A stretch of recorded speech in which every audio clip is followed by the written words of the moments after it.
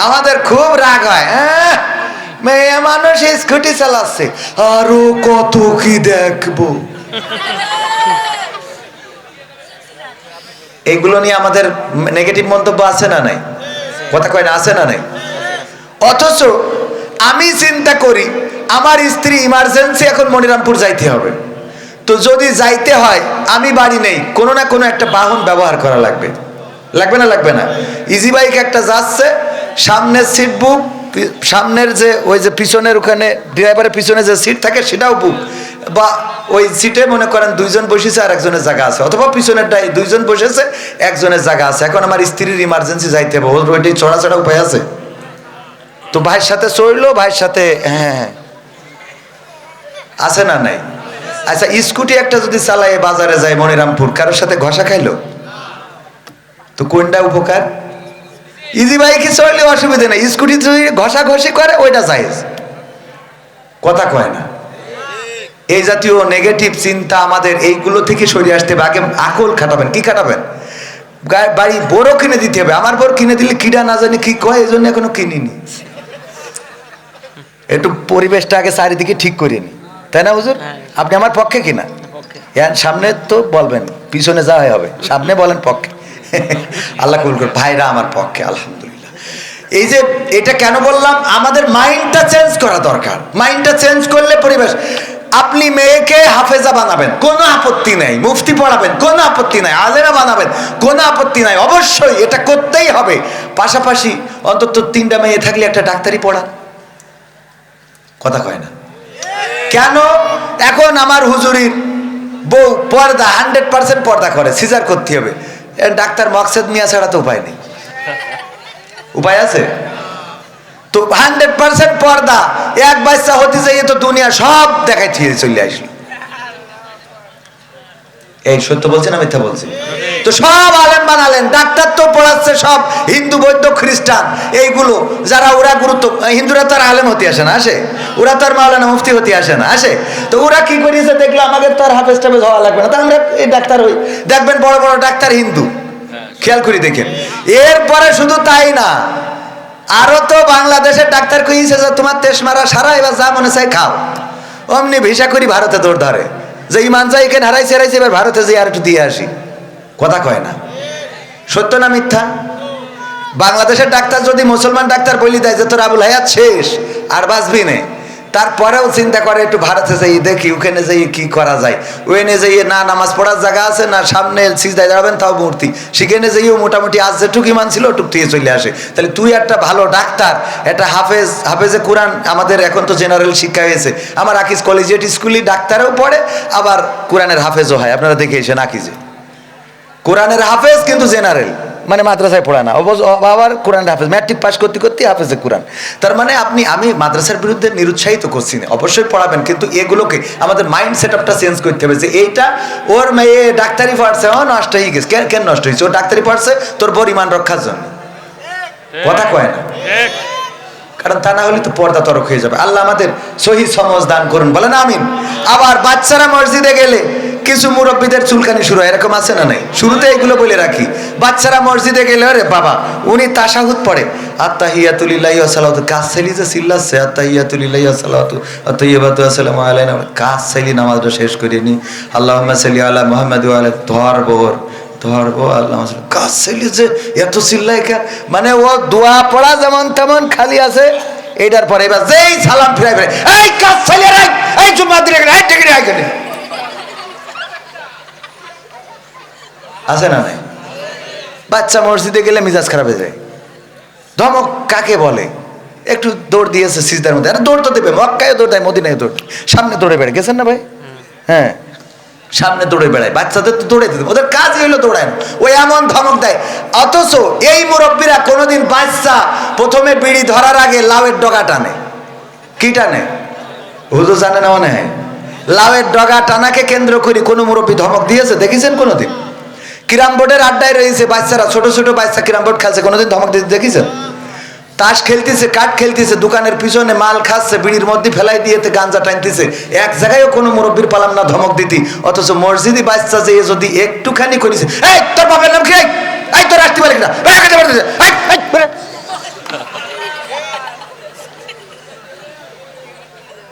হা, কোন সমাজে আমরা বসবাস করি?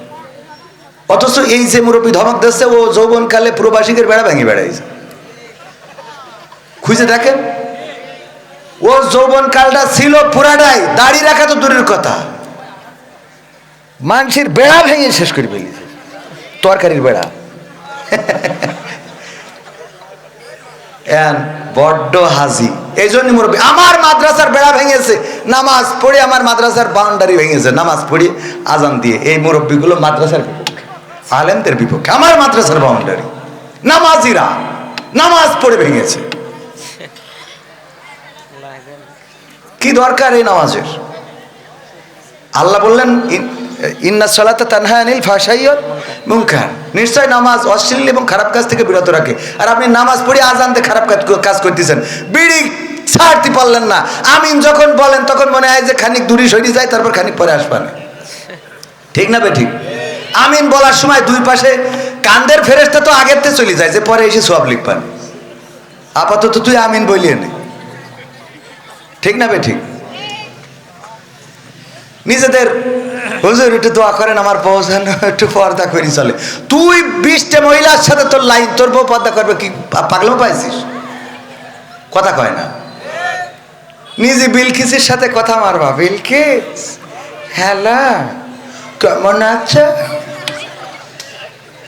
আর তোমার বউ বল্টুর সাথে কথা বলবে না, তুমি পাকাও পাইছ।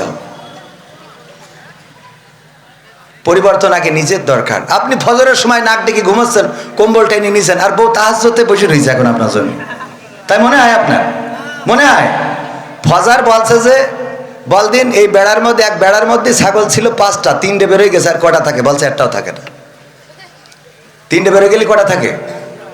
হ্যাঁ, 5টার মধ্যে 3টে বেরোয় গেছে, কটা থাকে? 2টা। বলছে একটাও থাকে না। বলছে একটাও থাকে না মানে 3টে বেরোয় গেছে, এখনো 2টো না থাকার কথা। বলছে আপনি ছাগলের ধর্ম জানেন? ও 3টে বেরোয় গেলি 5 ও 2টো চলে গেল। 3টে বেরোলি ও 2টো ওর মধ্যে থাকবে না, ও পিছন দিয়ে ও 2টো ওকে পিছন দিয়ে চলে গেছে। আপনি যেই দেখে আসেন। তা তুমি মিয়া যদি নামাজ না পড়ো, তা তোমার বউ তাহাজ্জুদ পড়া তো দূরের কথা, ও আগে যা পড়িল এগুলোর জন্য আরো মাপ চাবে, আল্লাহ ভুল করে ফেলেছি। কারণ আগে তোমার ভালো হইতে হবে। স্বামী ইক্তেদাই তু বেহেজাল ইমাম, তাই এখন এই ইক্তেদাই তু ভেজাল ইমাম। ঠিক না বেটে? পরিবর্তন দরকার। এই কথাগুলো আমাদের একটু আকল দিয়ে নিয়ে, মনে করেন না যে কবির বিন সামাদ নাট্যকার, সে নাটকের এখন তো মাহফিল হয়ে গেছে মোটামুটি, অনেকেই মনে করে যে কবির বিন সামাদ যাচ্ছে মানে এখানে মনে হয় নাটক মাটক এসে। না না, আমি ভালো কথা যতটুকু পারি, আল্লাহ যতটুকু বলান ততটুকু বলতে পারবো, আপনাদের বলার জন্য এসেছি। তবে শুধু শুনবেন, এই কান দিয়ে আর এখান দিয়ে বের করে দেবেন, এটা করা যাবে। আল্লাহ বলেছেন ওয়াইজা কুরিয়াল কুরআনু ফাসতামিউ লাহু ওয়া আনসিতু লাআল্লাকুম তুরহামুন। যখন তোমাদের সামনে কোরআন বলা হবে, কোরআন পড়া হবে, তখন তোমরা চুপ থেকে হৃদয়ের কান দিয়ে ফাসতামিউ, সামি এটা হুজুরা শব্দ, সামি আল্লাহু লিমান হামিদা বলি না আমরা, তো এখানে সামিয়া শব্দ ব্যবহার করলে হয়ে যেত, কিন্তু ফাসতামিউ তার মানে উত্তম ভাবে শুনবা, সুন্দরভাবে শুনবা, একদম মন দিয়ে হৃদয় দিয়ে। আল্লাহ যাদেরকে এখানে বলতে দিয়েছেন, আমার ভাইজান আমার থেকে অনেক বড় আলেম, আমার মুফতারাম গোলাম রব্বানী ভাই, উনি আলহামদুলিল্লাহ ওনার জুতা বহন করে দিতে পারলে আমি নিজেকে ধন্য মনে করতাম। কিন্তু আমার মতো হতভাগাকে ওনাদের পরে দিতে হয় কেন? এটাও আপনাদের দোষে। কাদের দোষে? কাদের দোষ বলেন?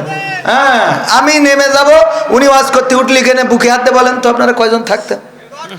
হ্যাঁ, তাইলে দোষ আমার না আপনাদের? হ্যাঁ, তাইলে আমারও দোষ আছে, তো আমরা সবাই মিলে পরিবর্তন হবো ইনশাআল্লাহ। আল্লাহ তৌফিক দিন, বলেন আমিন। তাইলে কি আলোচনা শুরু করব? খোঁজালিপুর দক্ষিণপাড়া যুব উন্নয়ন সংঘের 3য় প্রতিষ্ঠা বার্ষিকী উপলক্ষে ইসলামী সাংস্কৃতিক সন্ধ্যা ও তাফসিরুল কোরআন মাহফিল। কাজটা ভালো না খারাপ? এই কাজ নিয়ে বাধা আছে না নাই? ভালো কাজে বাধা থাকবে, এটাই স্বাভাবিক। যদি বাধা না থাকে তাহলে বুঝবেন ভালো কাজ হচ্ছে না। কথা কয় না? যতদিন আপনি ভালো কাজ করবেন ততদিন। আপনি দেখেন আমির হামজা ভাই কত নবীর সাহাবীদের নাম বলেছে, ওমরের, আবু বকরের রাদিয়াল্লাহু তাআলা আনহু, তারপরে হামজা রাদিয়াল্লাহু তাআলা আনহু, বা অন্যান্য সব সাহাবী, যত সাহাবী আছে, মুআজ সবার নাম বলেছে না? হঠাৎ যে রাশমিকা মান্দানার নাম বলেছে, সেই গোটা দেশ কেঁপেছে না কাঁপে নাই? কথা কয় না। মুহতারাম ডক্টর মিজানুর রহমান আজহারি ভাই কত ভালো কথা বলেন, হঠাৎ সিক্স প্যাক বলেছেন অথবা কাউবয় বলেছেন, এটা বলা উচিত না, এটা ঠিক আছে, এই রাসূলের শানে এটা যায় না, কিন্তু ভালো কথাগুলো যে জীবনে শেয়ার দেয় না সেই কথাগুলো শেয়ার দিয়েছে। কথা কয় না। মুহতারাম হাফিজুর রহমান সিদ্দিকী হুজুর হাফিজাহুল্লাহ কুয়াকাটা, উনি সারা জীবন কত ভালো কথা বলেছেন, কত ভালো, তার ওয়াজ শুনে কত মানুষ দাড়ি রেখেছে, কত মানুষ নামাজি হয়েছে। এইগুলো আইডিতে না পাওয়া গেলেও যেইটাই বলেছে ওরে বাটপার আইডিতে আছে না নাই? তার মানে আমাদের মানসিকতা হলো খারাপটাকে অ্যাকসেপ্ট করে নিয়ে আমরা সেটাকে প্রচার করা। আমি চাচ্ছি খারাপটা আর মুখে বলতেছি ভালো কিছু। ভালো কিছু যদি হয়তো আপনার মধ্যে তো একটা দেখা যেত। আপনার ফেসবুক আমরা ঘেটে ঘেটে দেখি, আমাদের যারা সমালোচনা করে সারাটা ফেসবুক জুড়ে একটাও পজিটিভ পোস্ট নাই, যেটাই ভুল করেছি, যেটাই খারাপ বলেছি বা যেটাই স্লিপ অফ টাং হয়েছে সেটা তারাই দিতে আছে। তার মানে ও কি ভালো মানুষ? খারাপটা ধরে নিয়ে বেড়াও। 10টা কাজের মধ্যে একটা ভুল হইতেই পারে, কাজ করে যে ভুল হয়, ভুল করে সে, ঠিক না বেঠিক? কাজ আছে যার, ভুল আছে তার। যার কাজ নেই ওর ভুল হবে কি করে? কাজই তো করে না, তা ভুল হবে কি? কাজ করতে গেলে ভুল হবে। আপনি যদি ভালো হন তাহলে ভুলটা সরাই দেবে, সংশোধন করে দেবেন। কিভাবে? সুন্দর করে তারে বুঝাবেন, ভাই এই কাজটা এইভাবে না করে এইভাবে করলে ভালো হতো, এটা করেন।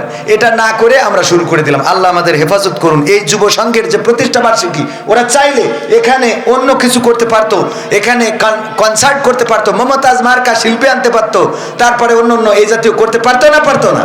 যুবকেরা করে না? করে না। কিন্তু তারা তাফসিরুল কোরআন মাহফিলের আয়োজন করেছে, এটা প্রমাণ করে এই যুবকেরা ভালোর পক্ষে আছে, আলোর পক্ষে আছে। সুতরাং তাদের পক্ষে থাকার দরকার আছে না নাই? আল্লাহ তাদের পক্ষে থাকার তৌফিক দান করুন। আজকে প্রধান সভাপতিত্ব করছেন জনাব মোহাম্মদ রুহুল কুদ্দুস সাহেব। এছাড়া পরিচালনায় রয়েছেন আমাদের শ্রদ্ধাভাজন বড় ভাই মহিরুদ্দিন সাহেব। সার্বিক তত্ত্বাবধানে রয়েছেন মোহাম্মদ তুহিন রেজা। প্রধান অতিথি হিসাবে আসবেন আমার ওস্তাদ, আমার আব্বার বন্ধুগণ, একই সাথে চলেছেন, একই পথে চলেছেন, জনাব অ্যাডভোকেট গাজী এনামুল হক। একই স্টেজে অসংখ্য জায়গায় ওয়াজ করেছেন, কথা বলেছেন আমার শ্রদ্ধাভাজন ওস্তাদজি, তিনি আসবেন, যিনি বিশিষ্ট আইনজীবী, জেলা ও দায়রা জজ আদালত যশোর ও সুপ্রিম কোর্ট ঢাকা। এছাড়া আমার আগে আলোচনা করেছেন আমার প্রিয় ভাই, কলিজার টুকরা, ইসলামী আন্দোলন বাংলাদেশের অন্যতম একজন কর্মী, মদিনাবাগ কারিমিয়া মাদ্রাসার সম্মানিত মুফতামিম জনাব মুফতি গোলাম রব্বানী যশোরী সাহেব। আলোচনা করেছেন হযরত মাওলানা মুফতি জহিরুল ইসলাম। এছাড়া অতিথি হিসাবে থাকার কথা জনাব অ্যাডভোকেট তাজউদ্দিন আহমদ। ও দূর, আপনি তো রয়েছেন আমার পাশে, তো আলহামদুলিল্লাহ।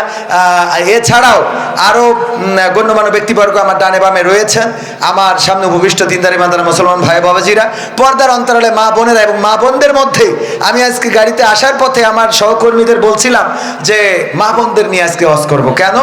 দুইজন মাকে দেখলাম কুজো মানুষ, কুজো হয়ে খুঁড়িয়ে খুঁড়িয়ে আসতেছে, সাথে আরো খেয়াল করেছেন না? তো এই যে মায়েরা এই শীতের রাত কষ্ট করে আসে, আমরা সামনে যাদেরকে পাই তাদের ব্যাপারে ওয়াজ করি, পুরুষদের ব্যাপারে, মা বোনদের ব্যাপারে ওয়াজ করা হয় না। মা বোনেরা পুরুষদের থেকে বেশি না কম? প্রায় জায়গায় গেলেই বলে হুজুর মা বোনদের প্যান্ডেলে জায়গা হচ্ছে না, পুরুষ প্যান্ডেল এখনো ফাঁকা আছে, একটু বলে দেন। আমি কই যে অল্টারনেট করে দেন, এদেরও এনে দেন, ওদেরই এনে দেন। কারণ পুরুষরা যদি প্যান্ডেল ভরাইতে না পারে তো মা বোনরা ওখানে ভরাই ফেলেছে, ওদের সামনে দেন, আর এদের দেন প্রজেক্টরের সামনে। কারণ পুরুষরা এনে তো আসবে কি, ওদের তো গবেষণা করতে করতে দিন শেষ। আর বেলা শেষে চায় মোটর সাইকেলে গিয়ার দিয়ে বেড়ায়, লাইলাতুল ফেব্রুয়ারি গদখালি যাবে, আছে না নাই? আবার এসি বলবে হুজুর একটা হাফেজা মেয়ে খুঁজে দেন তো। তুই হাফেজা, তুই যেটা গদখালি নিয়ে যে ডুপ্লিকেট বানালি ওটা কিটা নেবে? কথা কয় না। আমি বলেছি ঘটক হইতে হবে এমন ছেলে, আগে দেখতে হবে যে ওই ছেলে কেমন। দেখি ও যদি গাঞ্জাখোর হয় তাহলে ডাইল করে একটা মেয়ে এনে দিয়ে দিতে হবে যে বিড়ি টানে সারাদিন। কারণ তোরও বিড়ির গন্ধ, ওরও বিড়ির গন্ধ, দুটো মিলে ভালোই প্লাসে প্লাসে প্লাস, মাইনাসে মাইনাসেও প্লাস, ঠিক না বেঠে? কিন্তু আমরা যখন প্লাস মাইনাস করে ফেলি তখন মাইনাস হয়ে যায়। প্লাসে মাইনাসে কি? প্লাসে মাইনাসে কিন্তু মাইনাস, এর মধ্যে কোনো একটা প্লাস হইলে সমস্যা আছে। এই জন্যই মাইনাস মাইনাস রাখতে হবে, না হইলে প্লাস প্লাস রাখতে হবে। দুইজনই হুজুর অসুবিধা নাই, দুইজনই গাঞ্জাখোর অসুবিধা নাই। যেই একটা গাঞ্জাখোর একটা, এর মধ্যে মাইনাস হয়, হয় হুজুর খারাপ হয়ে যায় যদি ছেলে খারাপ, ছেলে যদি হয় আল্লাহওয়ালা, আর বউ যদি হয় ডাইল মার্কা, মানে ওই যে ঘুরি বেড়াবে, এর সাথে ফোন করবে, ও আস্তে আস্তে হুজুরির নামাজ কালাম সব শেষ ওই বউ ঠিক করতে যাই, ঠিক না বে ঠিক? আবার বউ যদি আল্লাহওয়ালা হয়, হুজুর যদি গাঞ্জাখোর হয়, ও এক সময় আস্তে আস্তে সেও মাইনাস হয়ে যায়। এই জন্য প্লাসে মাইনাসে মাইনাস, এটা মাথায় রাখবেন। মাইনাসে মাইনাসেও প্লাস, প্লাসে প্লাসেও প্লাস। বোঝা গেছে তো? একদম অঙ্কের সূত্র দিয়ে দিলাম, যা জীবনে দিনে আজকে এইটাও বলে দিলাম, অ্যাডভোকেট মানুষ সহজে বুঝবে। তো এই তারপরে এই যে ছাড়াছাড়িগুলো তো আছেই কোর্টে, প্রায় বিভিন্ন রকম ঝামেলা, সব মিলায়ে মা বোনদের ব্যাপারে কথা বলতে চাইলাম, কিন্তু আমার ভাইজান মাদের নিয়ে যে ওয়াজ করে দিয়েছে তাতে আর মা বোনদের ভালো বানানো লাগবে না। এখন আমার সামনে যারা, ওদেরকে ভালো বানাইলে বাকিটা ঠিক হয়ে যাবে। আল্লাহ ভালো হওয়ার তৌফিক দান করুন, বলেন আমিন। তো গণ্যমান্য ব্যক্তিবর্গের মধ্যে অনেকেই আছেন, মা বোনেরা আছেন, সবাইকে আনুষ্ঠানিকভাবে সালাম জানাচ্ছি, আসসালামু আলাইকুম ওয়া রাহমাতুল্লাহ। আমরা আল্লাহর শুকরিয়া আদায় করছি যে মহান রব দয়া করে মায়া করে আমাদেরকে মানুষ হিসাবে সৃষ্টি করেছেন, আজকে এই মাহফিলে আসার বসার তৌফিক দান করেছেন। আল্লাহ চাইলে আমাদের অন্য কোনো প্রাণী করে পাঠাতে পারতেন, যেটার কোনো অভিযোগ করার ক্ষমতা আমাদের ছিল না। ছিল একটা কুকুর যদি বানিয়ে পাঠাতো, আমাদের কিচ্ছু করার ছিল না। তার গায়ে একটা কোপ মেরেছে, সেখানে ঘা হয়ে পোকা হয়ে গেছে, মনের কষ্টটা বলার মতো শোনার মতো কোনো মানুষ আছে? বলার মতো কোনো জায়গা আছে? না, তার সহযোগিতা করার মতো কেউ আছে? আল্লাহ চাইলে আমাদের এমন কোনো প্রাণী করে পাঠাতে পারতেন। তারপরেও দেখেন আমরা আল্লাহর শুকরিয়া আদায় করি না, অথচ একটা কুকুর কত আল্লাহর শুকরিয়া আদায় করে। আপনি যদি 3 দিন একটা কুত্তারে খাওয়ান, ও দেখবেন যে আপনার জন্য জীবন দিতে রাজি। ঠিক না বেঠিক? আমার অ্যাডভোকেট তাজউদ্দিন ভাই, উনি কুত্তা পুষেছে বাড়ি, পুষার পরে আমি ওনার বাড়ি একদিন গেছি, যে এই দরজায় টক টক করে ঘা দিয়েছি, দেওয়ার পরে কুত্তা ছিল গেটে, আরে বাবা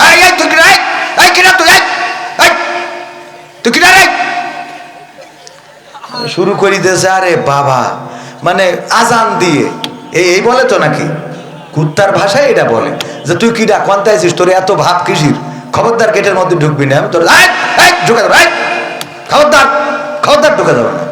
ভাই কুত্তার জন্য আলাদা কিছু খাওয়ায় না, যেগুলো খেয়ে অবশিষ্ট থাকে, কিছু হাড়, কিছু মাছের কাটা, এইগুলো কুত্তারে দেয়। তার জন্য ওই গেটে বসে ওইভাবে পাহারা দিচ্ছে। এর মধ্যে যদি ভাই টের পায়, এই সেতে গেটের সামনে এসে যদি দেখে যে আমি পরিচিত লোক কবির বিন সামাদ, ও দেখি গেট খুলিছে, খুলে কুত্তার খালি একবার বলছে, কুত্তা বুঝতে পেরেছে যে রং নাম্বারে ডায়াল করে ফেলেছি। ঠিক না বে ঠিক?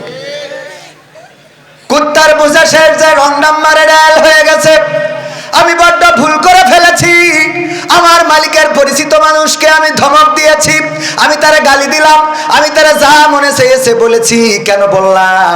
নিজের মধ্যে অনুশোচনা শুরু হয়ে যায়, কোনো কথা তো বলেই না, লেজটা একেবারে কাঁচা দিয়ে দেয়, আর মালিকের সামনে খালি কাচুমাচু করে, ক্ষমা করে দাও, ক্ষমা করে দাও। বলে না? বলে না?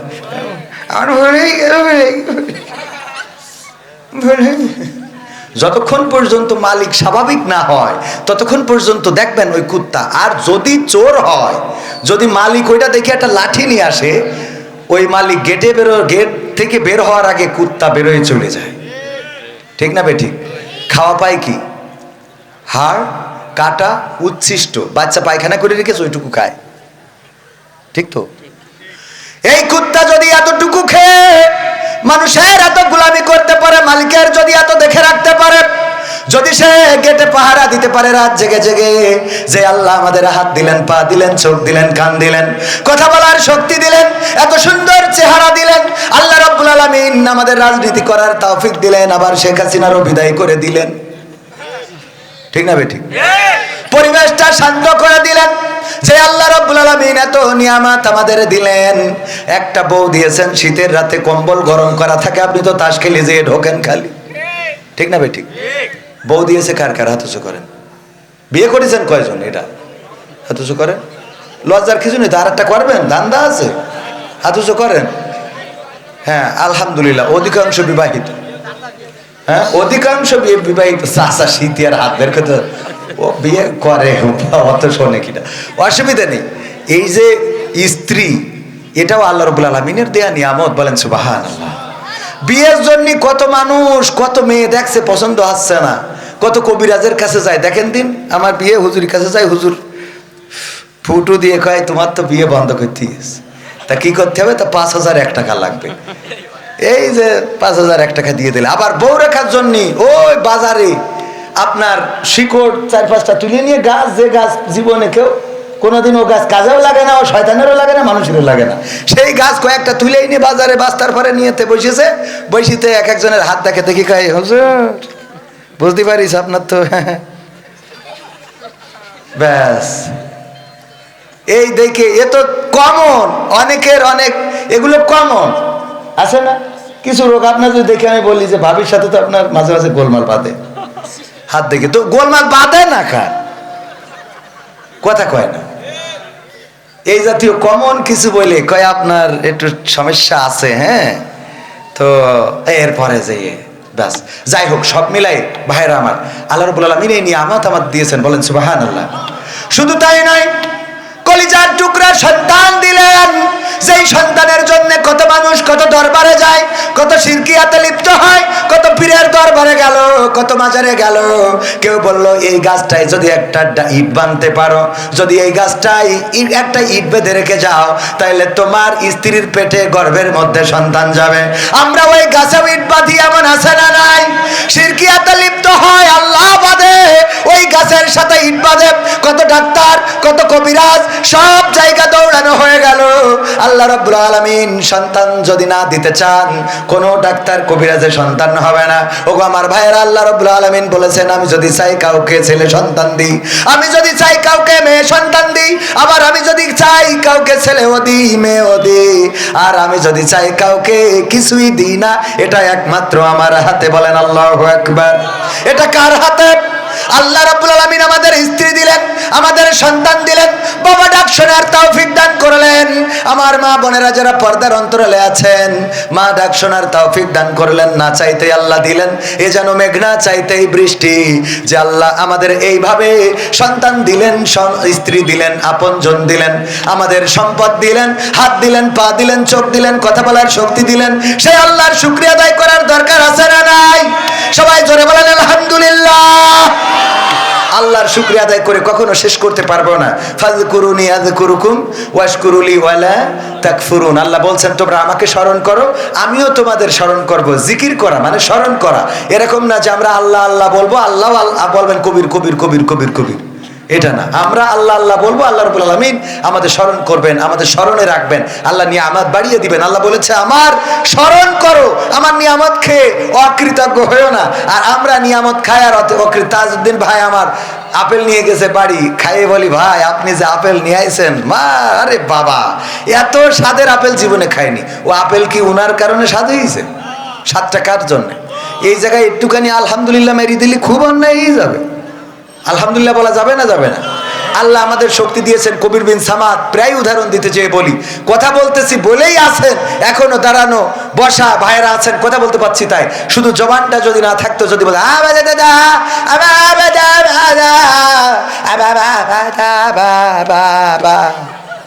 কয়জন থাকতেন? কয়জন থাকতেন? কত মিনিট থাকতেন? একটা বোবার সাথে কেউ কথা বলতে চায় না। কোনো বোবারে আপনি বোবার সাথে গল্প করেছেন কোনোদিন? একজন আছে বলেন যে হ্যাঁ আমি বুবার সাথে গল্প, কি গল্প? আজকেও নামাজ পড়ে আমাদের মসজিদের বুবা 5 ওয়াক্ত নামাজ পড়ে।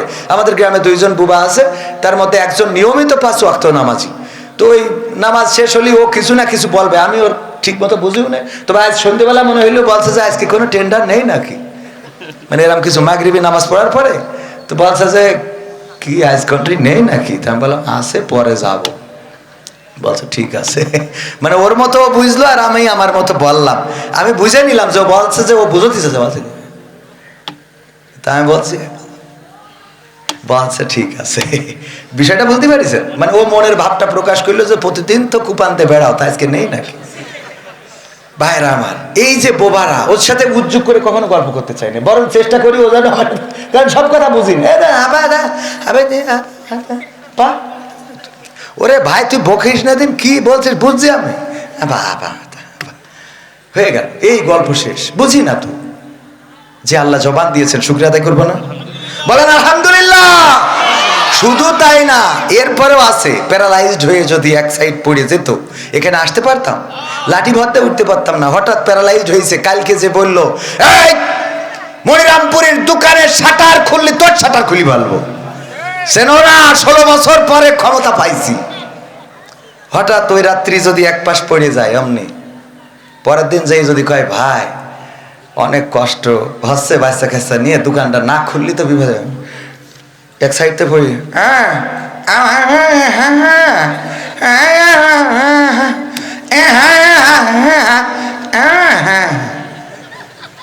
যে কাল তো ধমক দিলাম, আমার তো তেজ মারা সারা যে দোকান খুলগে। আমি তো অভিনেতা, অভিনয় করে দেখালাম। এইগুলোই বাস্তবতা। আজকে ধমক দিয়েছেন, আজকে এখানে বক বক করতেছি, কালকে যদি আল্লাহ না করুন এক সাইড ফেলে এক সাইড কাকে, হ্যাঁ যদি মাহফিলে নিয়েও যায় যে হুজুর আপনি না আসলে মান সম্মান থাকবে না, আপনি গাড়িতে হলে হ্যাঁ এসে শেয়ার বাধ্য হয় না,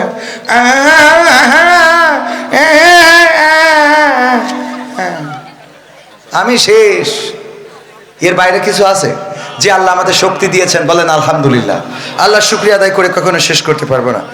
একজন বিশেষ দলের লোক বলেছেন মাহফিলে জামাত ইসলামকে উপস্থাপন করা মুনাফিকি কাজ, এ ব্যাপারে আপনার মত কি? বাবা রে, যে বলেছে ওর আগে স্ট্যাটাসটা দেখছি, কথা বোঝেননি? বউ কেমন এইটা ঘটকের চেহারার পরে নির্ভর করে, কথা কি বুঝতে পারিস? বউ কেমন সেটা কার উপরে নির্ভর করে? ঘটকের চেহারার পরে। ঘটক যদি গাঞ্জাখোর হয় তা ওর দিয়ে ভালো চেহারার মেয়ে পাওয়া সম্ভব? ঘটক যদি মুফতি মুহাদ্দিস হয় তাইলে দেখবেন সে আলেমা পাত্র আলেমা পাত্রী খুঁজে বেড়ায়। ঘটক যদি মানে খারাপ চেহারার হয়, ওর কাছে তো মোটামুটি ওর থেকে একটু আপডেট হলেই কবে যে পরিমণির দেখে আইছি, কারণ ও বাড়ি যেটা দেখে ও তো বেকায়দা ওর দিক তাকালি উঁচু করতে আর একবার, এরকম আছে না? তো এই জন্যই ঘটকের চেহারার পরে নির্ভর করে। তো যেই ব্যক্তি বলেছে যে জামাত ইসলামকে উপস্থাপন করা মুনাফিকি কাজ, আমি বলবো যে যে বলেছে তার স্ট্যাটাসটা কি? সে যদি মুফতি মুহাদ্দিস আলেম ওলামা বা এই অ্যাঙ্গেলের হয় তাহলে অসুবিধা নেই, কিন্তু সে যদি হাউন আঙ্কেল হয় তাহলে তার ব্যাপারে ওয়াজ করি কোনো লাভ নেই, কারণ ওদের আল্লাহ এইসব বলার জন্যই বানাইছে, কথা কয় না? মানে কিছু তো বলতে হবে, তাই বলে। আমি বলি কি ভাই, আপনারা তো আমাদের শুভাকাঙ্ক্ষী, আপনারা দূরে সরে যাচ্ছেন কেন? এ যেন এমন এক ছেলের বিয়ে দিতে পাঠাই দিয়ে দেখি ওর মা কান্না করতেছে কেন? বলছে ছেলে আমার পর হয়ে গেল আজকেতে। তো পর হয়ে গেল তো ছেলে বিয়ে দেওয়া লাগবে না, কথা কয় না?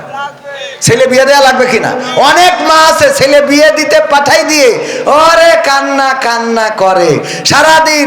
মেয়ে বিয়ে দেবে বুঝলে ঘটকের পিছনে লেগে থাকলো যে একটু মেয়েরা বিয়ে বাপের কাছে লেগে থাকে, বড় হয়ে যাচ্ছে একটু পার করার ব্যবস্থা করো। মেয়েরও বুঝায় বিয়ে শাদী দিয়ে ও আল্লাহ ও বাবা রে, তুই সে 1 মাস ধরে চেষ্টা করছিল বিয়ে দেওয়ার জন্য, আজকে মারে কি, কথা কয় না? সত্য না মিথ্যা? বিয়ে দেওয়ার জন্য এতদিন ধরে তোর মাথায় ঘুম হচ্ছিল না, সুতি বসে মেয়ে বিয়ে করবে না মোটে, কারণ ও মকসদের সাথে লাইন মেরিতে হয়েছে। ওর বোঝায় সেইটা কাটাইয়ে তারপরে আমার অ্যাডভোকেট তাজউদ্দিন ভাইয়ের সাথে লাইন খুললো, ও মা জামাইয়ের হাতে তুই আমার কয়েকটা টুকরা দিয়ে দিলাম গো আল্লাহ।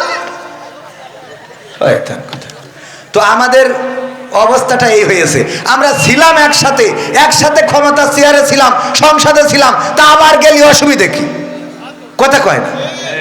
তো একসাথে যদি ক্ষমতায় যেতে পারি থাকতে পারি, এখনো আমরা আবার ক্ষমতায় একসাথে যাওয়ার স্বপ্ন দেখি, এ নিয়ে এত ঝামেলা হবে কে জন্য? এ যেন ওই সেই ছেলে বিয়ে দিয়ে আড়ালে কান্দা মতো, ঠিক না? ঠিক। আল্লাহ হেদায়েত নসিব করে দিন, বলেন আমিন।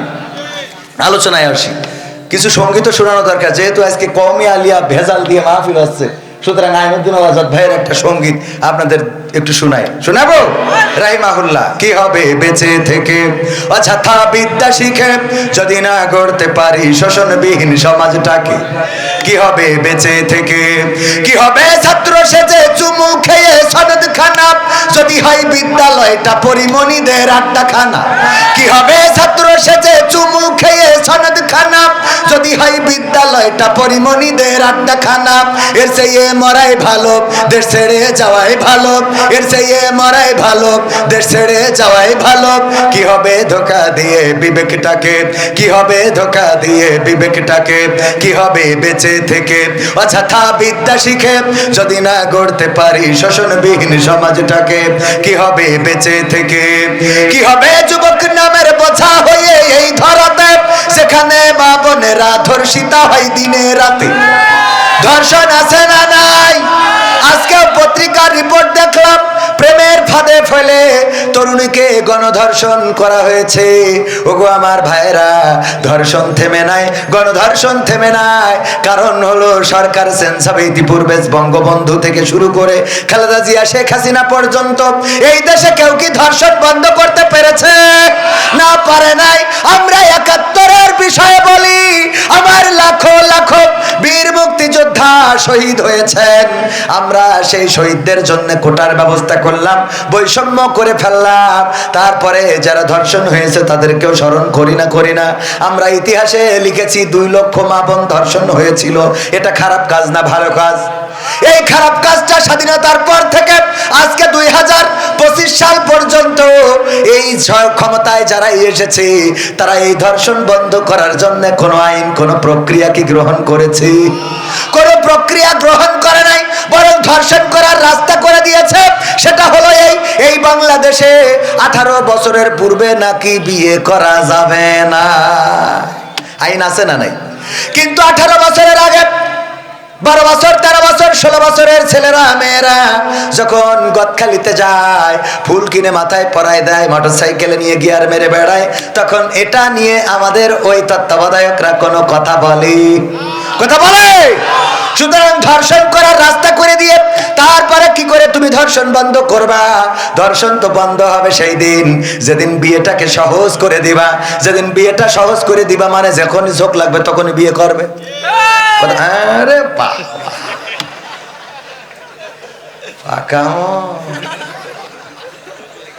অসুবিধা নেই, দরকার আছে না নাই?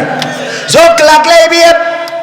যেই দেশ আমরা বলি এই স্বাধীনতার মহান স্থপতি বঙ্গবন্ধু শেখ মুজিবুর রহমান, স্বাধীনতার ঘোষক প্রেসিডেন্ট জিয়াউর রহমান, এই স্বাধীনতার স্থপতি আমরা যাকে দাবি করি, সেই লোকটাও বিয়ে করেছিলেন 10 বছর বয়সে। কয় বছর?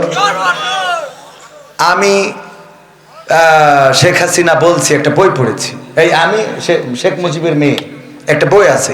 এই বইয়ে আমি আগের প্রধানমন্ত্রী শেখ হাসিনার লেখা, নিজের লেখা বইয়ে পেয়েছি যে 10 বছর বয়সে বঙ্গবন্ধু শেখ মুজিবুর রহমান বিয়ে করেছেন। তাহলে 10 বছর বয়সে যদি আমাদের পিতা বিয়ে করতে পারে, বাচ্চারা বিয়ে করলে অসুবিধা কি? কথা কয় না, হ্যাঁ? আবার নিজের বিয়ের সময় ঠিকই দাদার ব্ল্যাকমেইল করি যে আব্বার বলিছে ছোট ভাইয়ের বিয়ে দিলি হয় না, বলছে তোর এখনো দিলাম না, ছোট ভাই তো বলছে এই কথা তো মুখে নিয়ে আসো না।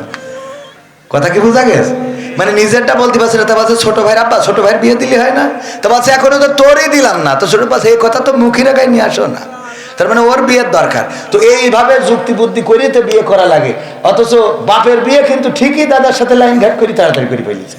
বলে যে প্রতিষ্ঠিত, কিসের প্রতিষ্ঠিত? বিয়ে করার পরে প্রতিষ্ঠিত হবে। কথা কয় না। গরুর কান্দে জল তুলে দিয়ে দেখেন টানতে পারে কিনা। গরু যে ষাঁড় গরু, এড়ে গরু আমাদের আঞ্চলিক ভাষা, আপনারা কি বলেন? এ কি ধরি পারে জল টানা শুরু করে? ওরে নাংলা বানানোর জন্য কয়দিন মাঠে নিয়ে গেছেন যে জল দিয়ে দিয়ে যে ভুই ষষ্ঠী হবে না সেটা চষি বেড়াইছেন। গাড়ি আপনার কোনটু যাওয়া লাগবে না তাও টানাইছেন ওই গরুটারে মানুষ বানানোর জন্য। তা আপনার এগিয়ে চাইলে ওরে বিয়ে দেন, ও তো এমনি নাঙল টানবে। ও তা না করে কয় যে আগে প্রতিষ্ঠিত হোক, তারপরে ও প্রতিষ্ঠিত হচ্ছে তো গাঞ্জা করে বসে রয়েছে। এইসব কথাগুলো, এই যুবকদের কষ্টগুলো আমরা বুঝি রে ভাই। এই শীত পার হতে দেওয়া যাবে না। আল্লাহ কবুল করুন, বলেন আমিন। আর বিয়ে কোন বাপ দিচ্ছে না আমার সাথে বলবা। সেদিন একজন চিরকুট দিয়েছে, পাপ নাই হুজুর আমি এইটি পড়ি কিন্তু আমার আব্বা আমার বিয়ে দিতে চাই না, আব্বাইকে নাচে ওয়াজ করি দেন। আমি বললাম তোর আব্বা ডেকে নিয়ে স্টেজে আয়। আমি তোর আব্বা বিয়ে দেবে কি দেবে না, পরে পাশে ছিল একজন বলছে বিয়ের কিন্তু আমার আব্বা আমার বিয়ে দিতে চাই না, আব্বাইকে নাচে ওয়াজ করি দেন। আমি বললাম তোর আব্বা ডেকে নিয়ে স্টেজে আয়। আমি তোর আব্বা বিয়ে দেবে কি দেবে না, পরে পাশে ছিল একজন বলছে বিয়ের করার যদি অবিবাহিত হয় তাইলে 100 বেত্রাঘাত একটু কম আছে, যদি কেউ ধর্ষণ করে তাইলে তার শাস্তি কি? ডুডু মালয়েশিয়া আডাওয়ারা, হ্যাঁ ডুডু মালয়েশিয়া সাইয়াতাওলা। আলহামদুলিল্লাহ অনেকেই আছে মালয়েশিয়ায়, এই মনিরামপুরের লোক আছে এবং মনিরামপুরের বড় বড় ব্যবসায়ী রয়েছে, এমনকি সেকেন্ড হোম নিয়ে আছে মনিরামপুরের সন্তান আমাদের খায়রুল ভাই, পরিবার নিয়ে তো আছে, হ্যাঁ অনেকেই আছে আলহামদুলিল্লাহ। তো এই যে এই কথা কেন বলতে গেলাম, তো কে জন্য বলতে গেলাম, কি একটা কথা বলতে চেয়ে বলিলাম, হ্যাঁ দেওয়ার ভাবি ও মালয়েশিয়ায় থাকে। এই যে দেখেন আমি ভুলে গেছি, ও ভাবির সাথে লাইন করে ফেলিছে, 3টের সময় গেছে, আমার ভাইরা খোঁজ রেখে রেখে একদিন যেই আটকাইছে, পিছনে একটা বেড়ার ভাঙাচোরা জায়গা ছিল, বেরোইছে জায়নামাজের পাটিতে বসা, জায়নামাজের পাটিতে সিজদায় পড়ে রয়েছে, ঘরে ঢুকেতে উঠেছে, এই ওট সিজদাতে বলছে আমি এখন আসমানে, সাত আসমানে চলি গেছি রে, সিজদা দিয়ে আমার টেনে তুলছাও মানে কি? আমি তাহাজ্জুদে বলছে তুই তাহাজ্জুদে এটা তো জানি, তুই তো আল্লাহওয়ালা এটাও মানি, তুই তো পরহেজগার, কিন্তু তোর স্যান্ডেল ভাবির খাটের তলে কেন? কথা বলেননি? তো স্যান্ডেল জোড়া ভাবির খাটের তলে কে? মানে তাড়াতাড়ি বেরোতে যাই তো স্যান্ডেল নিতে পারিনি। যারা এই দেশে ধর্ষণ বন্ধ করার কথা তারা ধর্ষণ বন্ধ করে না, জেনা বন্ধ করার কথা করে না, অথচ ব্যবসা করে। 1971 আমার মা বোনদের ধর্ষণ করা হলো, জেনা করা হলো, মা বোনদের ক্ষতি করা হলো, তাদের ইজ্জত নিয়ে ছিনিমিনি খেলা হলো, অথচ কার্যকারী পদক্ষেপ নেওয়া হয় নাই। আল্লাহ রাব্বুল আলামিন কার্যকারী পদক্ষেপ নেওয়ার জন্য কোরআন দিয়েছেন।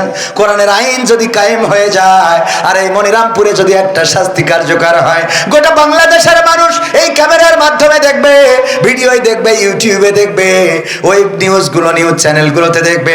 বাংলাদেশ বেতার বিটিভি এখন তো লেবুস চাষ করে না, ওরাও এইটা দেখাবে। আজকে দেখলাম সময় টিভি মিজানুর রহমান আজহারি ভাইয়ের আলোচনা পর্যন্ত লাইভ দিচ্ছে সময় টিভিতে। যদি দেখে থাকেন আপনাদের চোখের সামনে পড়ে থাকতে পারে এখন সময় টিভিও অসময়ের কাজ করা শুরু করেছে। ঠিক না বেঠে? ও আমার ভাইরা, এইভাবে যখন দেখাবে, দেখানোর পরে গোটা বাংলাদেশে আর জেনার বিরুদ্ধে কি কোনো ধর্ষণের বিরুদ্ধে আর ওয়াজ করার দরকার হবে না? হবে না। এই জন্য আইনুদ্দিন আল আজাদ ভাই বললেন, কি হবে যুবক নামের বোঝা হয়ে এই ধরাতে, যেখানে মা বোনেরা ধর্ষিতা হয় দিনে রাতে। যৌবনের সার্থকতা ঘুষিবে সকল ব্যথা, যৌবনের সার্থকতা ঘুষিবে সকল ব্যথা। পারো যদি বলি দিতে মানুষ রূপী পশুটাকে, পারো যদি বলি দিতে মানুষ রূপী পশুটাকে, কি হবে বেঁচে থেকে অযথা বিদ্যা শিখে যদি না গড়তে পারি শোষণবিহীন সমাজটাকে?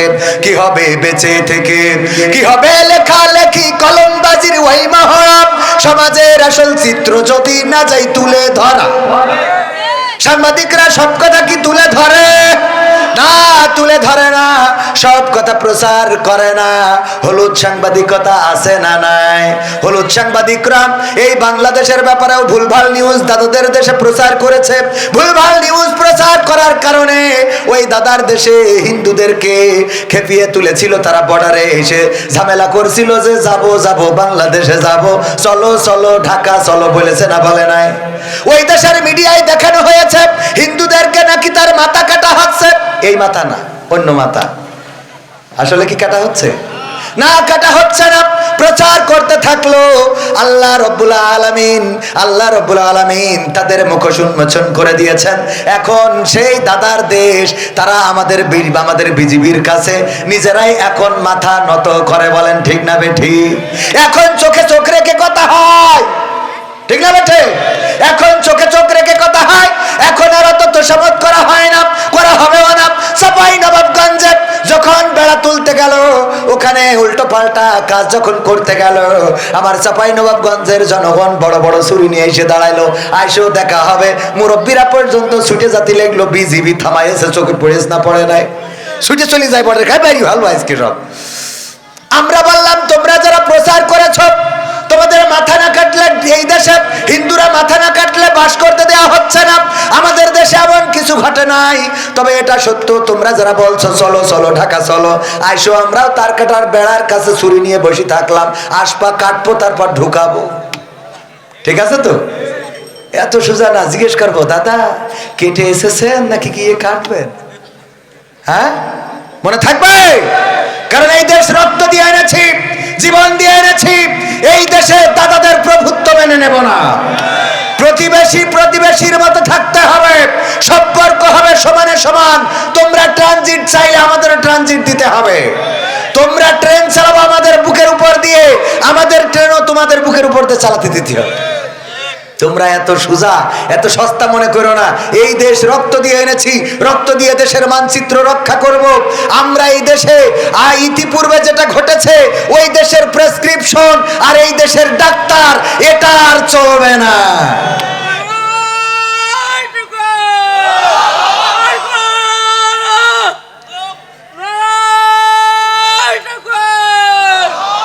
আলহামদুলিল্লাহ, আলহামদুলিল্লাহ।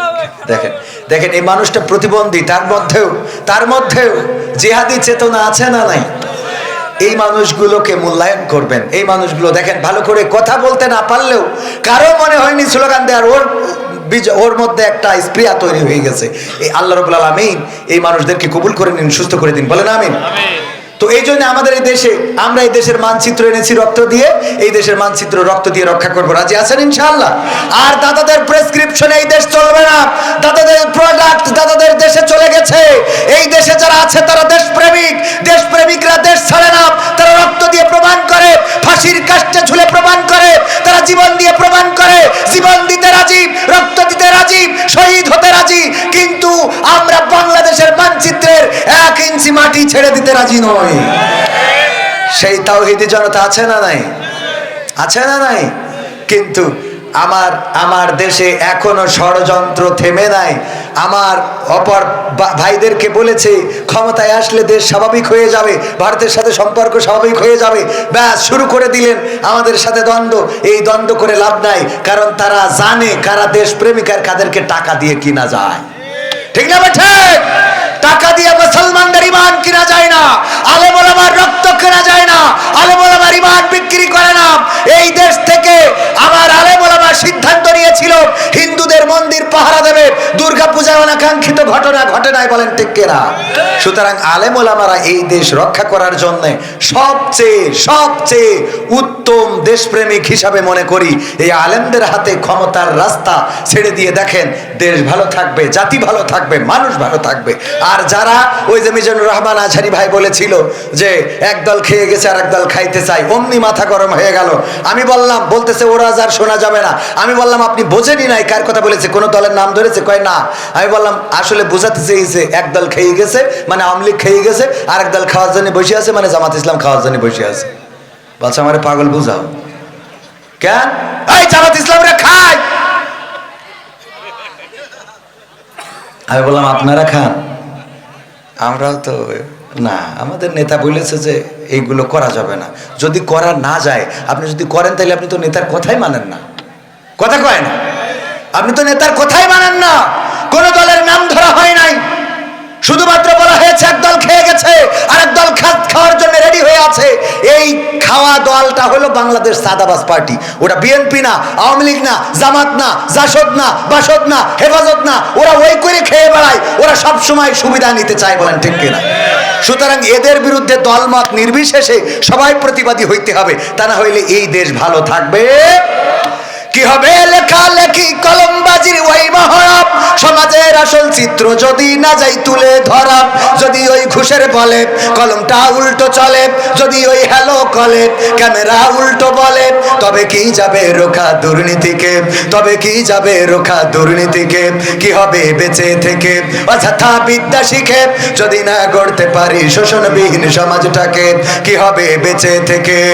কি হবে নামাজি রোজা ইমানদারির বড়াই করে কোরআনের কর্মীগুলো থাকে যদি কারাগারে? কি হবে নামাজ রোজা ইমানদারির ভয় করে কোরআনের খাদেমগুলো থাকে যদি কারাগারে? মসজিদের কোণে বসে জিকির যত করো কইছে, জিকির আছে না নাই? এখন আবার নতুন জিকির উঠছে,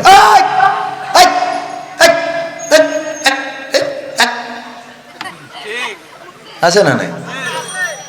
এমন জিকির শয়তান ওই জিকির দেখে কয় আমি এ দেশ থেকে চলে গেলাম, তোরা থাক। ঠিক না বে ঠিক?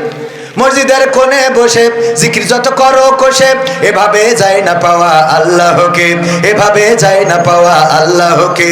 কি হবে বেঁচে থেকে অযথা বিদ্যা শিখে যদি না গড়তে পারি শোষণবিহীন সমাজটাকে? কি হবে বেঁচে থেকে? কি হবে আলেম হয়ে ইমাম সেজে মসজিদেতে পারো যদি সত্য কথা উচ্চ স্বরে না বলিতে? কি হবে আলেম হয়ে ইমাম সেজে সমাজেতে পারো যদি সত্য কথা উচ্চ স্বরে না বলিতে? সাক্রিফাই করো যদি ছেড়ে দাও ইমামতি, সাক্রিফাই করো যদি ছেড়ে দাও এই না গদি। কি হবে ধোঁকা দিয়ে আল্লাহকে, কি হবে ধোঁকা দিয়ে আল্লাহকে? কি হবে বেঁচে থেকে অযথা বিদ্যা শিখে যদি না গড়তে পারি শোষণবিহীন সমাজটাকে? কি হবে বেঁচে থেকে? কি হবে নেতা হয়ে জনবলে ঘাড় ফুলিয়ে দলা টানা গরম দেখে যদি থাকো ঘরে শুয়ে? এমন নেতা আছে না নাই? কি বললো? খেলা হবে পালাবো না, পালাবো না, প্রয়োজন হলে ফখরুলের বাসায় গিয়ে উঠবো। বলেছে না বলে নাই? গেছে ফখরুলের বাসায়? গেছে? তাহলে পালাবো না বলে পালাই গেল, কথার সাথে কাজের মিল থাকলো? কি হবে, কি হবে নেতা হয়ে জনবলে ঘাড় ফুলিয়ে, রাজপথ গরম দেখে যদি থাকো ঘরে শুয়ে, এর চেয়ে সেজে গুজে ভিলেনের সঠিক পচে, এর চেয়ে সেজে গুজে ভিলেনের সঠিক পচে, দিয়ে দাও অভিনয়ে দিব জীবনটাকে, দিয়ে দাও অভিনয়ে জীবনটাকে। কি হবে বেঁচে থেকে অযথা বিদ্যা শিখে, যদি না গড়তে পারি শোষণবিহীন সমাজটাকে? কি হবে বেঁচে থেকে, কি হবে পুরুষ হয়ে জন্ম নিয়ে বাংলাদেশে, যদি যাই ক্ষমতাটা ঘুরে ফিরে নারীর হাতে?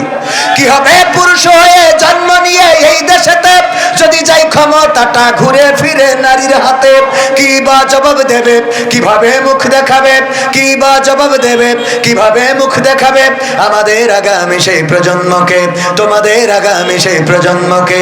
কি হবে বেঁচে থেকে অযথা বিদ্যা শিখে, যদি না গড়তে পারি শোষণবিহীন সমাজটাকে? কি হবে বেঁচে থেকে, কি হবে, কি হবে আকাশ ছোঁয়া বিলাসবহুল বাড়ি গাড়ি, না খেয়ে কত মানুষ পরপারে দিচ্ছে পাড়ি? কি হবে আকাশ ছোঁয়া বিলাসবহুল বাড়ি গাড়ি, না খেয়ে কত মানুষ পরপারে দিচ্ছে পাড়ি? আজরাইল আসবে যবে মাটিতেই পড়ে রবে, আজরাইল আসবে যবে মাটিতেই পড়ে রবে, কোনো কাজে লাগবে না ওই প্রাসাদটাকে, কোনো কাজে লাগবে না ওই প্রাসাদটাকে। কি হবে বেঁচে থেকে অযথা বিদ্যা শিখে, যদি না গড়তে পারি শোষণবিহীন সমাজটাকে? কি হবে বেঁচে থেকে? এই সমাজ আওয়ামী লীগেরাও চাই, বিএনপিরাও চাই, এই সমাজ জামাতও চাই, জাসদ চাই, বাসদ চাই। কোন দল চায় নাই যে এই দেশে বৈষম্য থাকবে, কোন দল চায় নাই এই দেশে শোষণ হবে। পাকিস্তানিরা শোষণ করত, তারা আমাদের উপরে জুলুম করত, আমাদেরকে মারতো ধরতো বলেই 1971 আমরা স্বাধীনতা যুদ্ধ করলাম, আর স্বাধীনতা যুদ্ধ করে একটা শোষণ মুক্ত সমাজ গড়তে চাইলাম। 1971 থেকে 75 যে ক্ষমতায় আসলো, সে শোষণ মুক্ত করলো না। তারপরে এরশাদ আসলো, জিয়াউর রহমান আসলো, না শোষণ মুক্ত হলো না। এরপরে এরশাদ আসলো, না শোষণ মুক্ত হলো না। খালেদা জিয়া আসলো, না শোষণ মুক্ত হলো না।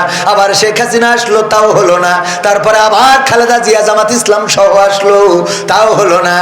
এরপরে আবার শেখ হাসিনা আসলো, 16টা বছর, 15.5-16 বছর ক্ষমতা ধরে থাকলো, তাও শোষণ মুক্ত হলো না। এখনো কি শোষণ মুক্ত হয়েছে নাকি? শোষণ মুক্ত ততদিন হবে না। আপনি নোকিয়ার চার্জার নিয়ে আইফোনের মধ্যে ঢুকালে কি চার্জ হবে? চার্জ হবে? নোকিয়ার চার্জার যেমন আইফোনে ঢুকাইলে চার্জ হবে না, আইফোনের চার্জার যেমন নোকিয়ায় ঢুকাইলে চার্জ হবে না, তেমনি ভাবে আল্লাহর সৃষ্টি করা দুনিয়ায় আল্লাহর আইনের বাইরে যদি মানব রচিত কোনো আইন দিয়ে দেশ চালাতে চান, তাইলে সেই দেশে শান্তি হবে। শান্তি হবে। আল্লাহ রাব্বুল আলামিন যে পথ বলে দিয়েছেন, যে রাস্তা বলে দিয়েছেন, সেই রাস্তার বাইরে যারাই চলবে তারাই ক্ষতিগ্রস্ত হবে। সেই রাস্তার বাইরে যখনই চলবে তখনই ক্ষতিগ্রস্ত হবে। আর আল্লাহ রাব্বুল আলামিন যে রাস্তা দিয়েছেন, সেই রাস্তায় যদি চলে তবে আল্লাহর রহমত এসে যাবে। আল্লাহ রাব্বুল আলামিন সেই দেশের উপরে রহম করবেন, সেই দেশের মানুষের উপরে রহম করবেন, সেই দেশে বরকত হবে, ফসলে ফসলে ভরে যাবে। মরুর প্রান্তরে যে মাঝে মাঝে চিন্তা করি, আমার দেশের মানুষ আসে সৌদি আরবে কাজ করার জন্য, অথচ এই মরুভূমিতে না আছে গাছ, না আছে সবজি ক্ষেত, না আছে বাগুনের ক্ষেত, না আছে পাট, না আছে সোনালী আঁশ, না কিছু নাই, শুধু কিছু খাজুর গাছ। এই খাজুর গাছ তাও সব জায়গায় নাই, সেগুলো বাঁচায় রাখার জন্য আবার পানির ব্যবস্থা করতে হয়। তাও তো সৌদি আরবে সব জায়গায় পাতাল থেকে পানি ওঠে না। যেই দেশ এত মরুভূমি, এত পাহাড়, এত পাথর, সেই দেশে আল্লাহ এত বরকত দিলেন যে বিশ্বের অন্যান্য দেশ থেকে সেই দেশে কামলা খাটতে যাওয়া লাগে। ঠিক না বেঠে? কেন দিলেন? আল্লাহ রাব্বুল আলামিন আইন কানুন মেনে চলার কারণে বিশ্বকাপের আয়োজন করলো কাতার। দেখেছেন না দেখেন নাই? কাতারে বিশ্বকাপের আয়োজন করে সেখানে কোরআন, আল্লাহ রাসূলের হাদিস সুন্দরভাবে প্রচার করার জন্য, ইসলাম প্রচার করার জন্য উন্মুক্ত করে দিলেন। কোরআন দিলেন ফ্রিতে। ওই জায়গায় ফুটবল খেলা দেখতে এসে অসংখ্য অমুসলিম ইসলাম কবুল করেছে না করে নাই? কোরআন তেলাওয়াত দিয়ে বিশ্বকাপের খেলা উদ্বোধন করেছিল। ওগো আমার ভাইরা, কাতারে বাজারে যেও দেখলাম সে দেশটাও মরুভূমি, মরুর প্রান্তর। সেখানে গাছ বাঁচানোর জন্য সরকার কত লাখ লাখ টাকা ব্যয় করে। সেই জায়গায় আমাদের দেশের মানুষ যায়। কাতারে এত বরকত কি করে হলো? আল্লাহ রাব্বুল আলামিন বরকত ঢেলে দিয়েছেন। এমনি ভাবে কুয়েতে গেলাম, সেখানেও একই অবস্থা। বাহরাইনে দেখলাম, তাও একই অবস্থা। এইসব দেশগুলোতে আমাদের দেশের লোক আছে না নাই? কথা কয় না, আছে না নাই? আল্লাহ বরকত ঢেলে দিয়েছেন। আল্লাহ বরকত তখনই দেবেন, দেখবেন একজন মসজিদের ইমাম 5,000 টাকা 10,000 টাকা বেতন পায়, সেই বেতনে তার সংসার চলে যায়। অথচ ঘুষ খেয়ে, সুদ খেয়ে কত লাখ লাখ টাকা ইনকাম করে, সেই টাকায় বরকত হয় না। আজকে মাগরিবের নামাজ পড়ার পরে আমাদের একজন ভাই আমাকে নামাজ শেষে বলল, ভাই আগে আমি মাছ চুরি করতাম, বিল থেকে মাছ চুরি করে বিক্রি করতাম। এইগুলো বিভিন্ন ভাবে টাকা জমা করার পরে আমি দেখলাম আমার গোয়ালের গরু মারা গেল। আমি এক সিজনে মাছ যা বিক্রি করলাম 1 লাখ টাকাও হয় নাই, 2 লাখ টাকার গরু গোয়াল থেকে মারা গেল। আজকে মাগরিবের কথা, ওয়াল্লাহি আল্লাহর কসম করে বলছি, তিনি যদি এই ওয়াজ শোনেন তাইলে বুঝবে যে তার ওয়াজটা আমি করেছি। আজকে মাগরিবের নামাজের পরে আমাকে বলতেছে, আগে যখন মাছ চুরি করতাম তখন বরকত ছিল না, কোনো না কোনো ক্ষতির মধ্যে পড়ে যেতাম। আমি যখন ইসলামী আন্দোলনের পথে আসলাম, যখন কোরআনের পথে আসলাম, নামাজি হইলাম, রোজাদার হইলাম, এখন আল্লাহর পথে চলি। আল্লাহ এতটাই বরকত দিয়েছেন। 2টা ছেলে মালয়েশিয়ায় পাঠাইছি, ওরা টাকা পাঠায় আর আমি এখন জমি কিনি। আল্লাহ বরকত দিয়েছেন। আজকের কথা যদি বলেন যে কে তার দেখবো, আমি তারও দেখা দিতে পারবো আমার গ্রামে, আপনি যাবেন। আজকে মাগরিবের নামাজের কথা, এভাবে অসংখ্য ঘটনা আছে। বরকত দেন কে? আল্লাহ বরকত ঢেলে দেন। ফাযকুরুনি আযকুরুকুম ওয়াশকুরুলি ওয়ালা তাকফুরুন। আল্লাহ বললেন, তোমরা আমাকে স্মরণ করো, আমিও তোমাদের স্মরণ করব। তোমরা আমার জিকির করো, আমি তোমাদের স্মরণ করব। আর আমার নিয়ামত পাওয়ার পরে অকৃতজ্ঞ হয়ো না। আল্লাহর নিয়ামত পাওয়ার পরে যারা শুকরিয়া আদায় করে, আল্লাহ রাব্বুল আলামিন নিয়ামত বাড়িয়ে দেন। আলোচনা যেটা করছিলাম, আল্লাহর জমিন যিনি সৃষ্টি করেছেন, তিনি কিছু নিয়ম কানুনও বলে দিয়েছেন। সেই নিয়মের বাইরে চললে শান্তি আসবে না। সেই নিয়মে যদি চলতে হয়, এই আল্লাহর জমিন, আল্লাহর দিন, আল্লাহর কোরআন কায়েম করার দরকার আছে না নাই? আল্লাহর কোরআন যদি কায়েম হয়ে যায়, চোর চুরি করলে হাত কেটে দেওয়া। আমি কবির বিন সামাদ এসে যদি কাটা হাত দিয়ে ওয়াজ করতাম, ভাইয়েরা চুরি করা যাবে না। আপনারা বলতেন, হুজুর আপনার হাতের এই অবস্থা কেন? আমি বলতাম, আখ মাড়াই করতে যেয়ে হাতটা চলে গিয়েছিল মেশিনের মধ্যে, আর ডাক্তার কেটে দিয়েছিল 17,200 বেড থেকে। আপনারা বলবেন, হুজুর যাই বলেন তাই বলেন, আপনি কিন্তু এককালে চোর ছিলেন, এত লুকায় নেওয়ার কোনো দরকার নাই। ঠিক না বেঠে? এক হাত কাটলে সব ভালো হয়ে যাবে। ও আমার ভাইরা, যদি কেউ ছিনতাই করে তাইলে এক পাশের হাত অপর পাশের পা কেটে দাও। আল্লাহর কোরআনের এই আইন যদি কায়েম হয়ে যায়, ওয়াজ করে বলা লাগবে না। সংসদ থেকে এই আইন যখন কায়েম হয়ে যাবে, ছিনতাইকারীদের যখন হাত পা কাটা হবে, তখন এই বাংলাদেশে আর গরু পাহারা দেওয়ার জন্য গোয়াল ঘরে, ওই গোয়াল ঘরে তালা লাগানো লাগবে না, লাইট জ্বালানো লাগবে না, সিসি ক্যামেরা লাগানো লাগবে না। রাস্তায় রাস্তায় বাঁশ ফেলে দিয়ে পাহারা দেওয়ার দরকার কি হবে? না, দরকার হবে না। এই জন্য আল্লাহর জমিনে আল্লাহর দিন কায়েমের দরকার আছে না নাই? আর আল্লাহর দিন কায়েমের বিরোধিতা করে কারা? আমি পবিত্র কোরআনের সূরা 2 নম্বর সূরা আল বাকারার 8 নম্বর আয়াত তেলাওয়াত করেছিলাম। আমিনান নাসি মাইয়াকুলু আমান্না বিল্লাহি ওয়া বিল ইয়াউমিল আখির ওয়া মা হুম বিমুমিনিন। আমার আল্লাহ বলছেন, মানুষের মধ্যে এমন কতগুলো লোক আছে যারা বলে আমরা আল্লাহতে ঈমান এনেছি, আমরা পরকালে বিশ্বাস পোষণ করি, কিন্তু আমার আল্লাহ বলছে, ওগো নবী শুনে নাও, ওরা আল্লাহকে বিশ্বাস করে না, ওরা পরকালে ঈমান আনে নাই। আসলে ওরা ঈমানই আনে নাই, আসলে ওরা ঈমানই আনে নাই। কথাটা কার? আল্লাহর কথা সত্য না মানুষের কথা সত্য? কার কথা সত্য? আল্লাহ বলছে ওরা ঈমান আনে নাই। এই সংখ্যা এখনো সমাজে আছে না নাই? এখনো সমাজে আছে। ওগো আমার ভাইরা, ওই যারা আছে তারা বলে আল্লাহর পরে আমাদের ঈমান আছে, রাসূলের পরে ঈমান আছে, অথচ যখন বলা হয় আল্লাহর কোরআন কায়েম করা হবে, তখন বলে কোরআনের সাথে রাজনীতির কোনো সম্পর্ক নেই। এই বলার লোক আছে না নাই? বলে কোরআনের সাথে কোনো রাজনীতির সম্পর্ক নেই। আমরা বলি মানলাম, তোমার কথা মেনে নিলাম, তবে কথা হলো কোরআন থেকে এটা বোঝাই দিতে হবে। কি থেকে? আপনাদের কষ্ট হচ্ছে? 2-1জনের মনে হয় পিসাব টিসাব লাগতেছে, নাকি শয়তানে চুলকাচ্ছে? ইয়া আইয়ুহাল্লাযীনা আমানু দুখুলু ফিস সিলমি কাফা ওয়া লা তাত্তাবিউ খুতুওয়াতিশ শাইতান ইন্নাহু লাকুম আদুউম মুবিন। আল্লাহ বলছেন যে তোমরা ইসলামের মধ্যে পরিপূর্ণভাবে দাখিল হয়ে যাও, শয়তানের পদাঙ্ক অনুসরণ করো না। কারণ কি? সে তোমাদের প্রকাশ্য দুশমন। এখানে বসে থাকলে খুশি হন কে আর বেজার হন কে? বসে থাকা থেকে যারা উঠে যাচ্ছেন তারা শয়তানকে বেজার করতেছেন, তার মানে আপনারা শয়তানের পক্ষের লোক। ঠিক না ঠিক? কারণ আপনি জান্নাতের বাগান থেকে যদি উঠে যান, দু একজন, খুব বেশি না, দু একজন, আমার কথা হলো এই দু একজন উঠবেন কেন? এই মাহফিল তো প্রতিদিন হয় না, হয় দু একটা কথা আপনাদের যে শোনাতে পারছি, আপনারা শুনছেন, এটা আপনাদের কাজে লাগবে। সুমন প্রতিবন্ধী সাহায্যের জন্য আবেদন করেছে, ও যে তাকবীর দিয়েছিল একটু প্রতিবন্ধী সাহায্যের জন্য আবেদন করেছে, আপনারা চেষ্টা করবেন। বাংলাদেশের প্রধানমন্ত্রী দেশে ফিরছেন, সমন্বয়করা পালাচ্ছে, এমন খবর আমরা শুনছি। এটা নিয়ে আপনার প্রতিক্রিয়া কি? আমার প্রতিক্রিয়া কি? আমার বাস খাতি হবে। ঠিক না ঠিক? যদি সাবেক প্রধানমন্ত্রী দেশে ফিরে আসে আর ক্ষমতার মসনদে বসে, তো আগে যেগুলো অন্তত একটু সাইড সাইড দিয়ে রাখিছিল, এবার সেগুলোর কোনো ছাড় হবে না, সব ধরা হবে। ঠিক না ঠিক? সব ধরা হবে না, হবে না? তবে এত হতাশ হওয়ার কিছু নাই। জুলুম যখন মাত্রাতিরিক্ত হয়ে যায় তখন জালিমের পতন হয়ে যায়। ফেরাউনের পতন হয়েছে, নমরুদের পতন হয়েছে, আবু জাহেলের পতন হয়েছে, আবু লাহাবের পতন হয়েছে, কারুনের পতন হয়েছে, আব্রাহার পতন হয়েছে। তাদের রাস্তা ধরে যাদের পতন হয়েছে ওদের আর বাংলাদেশে ফিরে আসার সুযোগ নাই।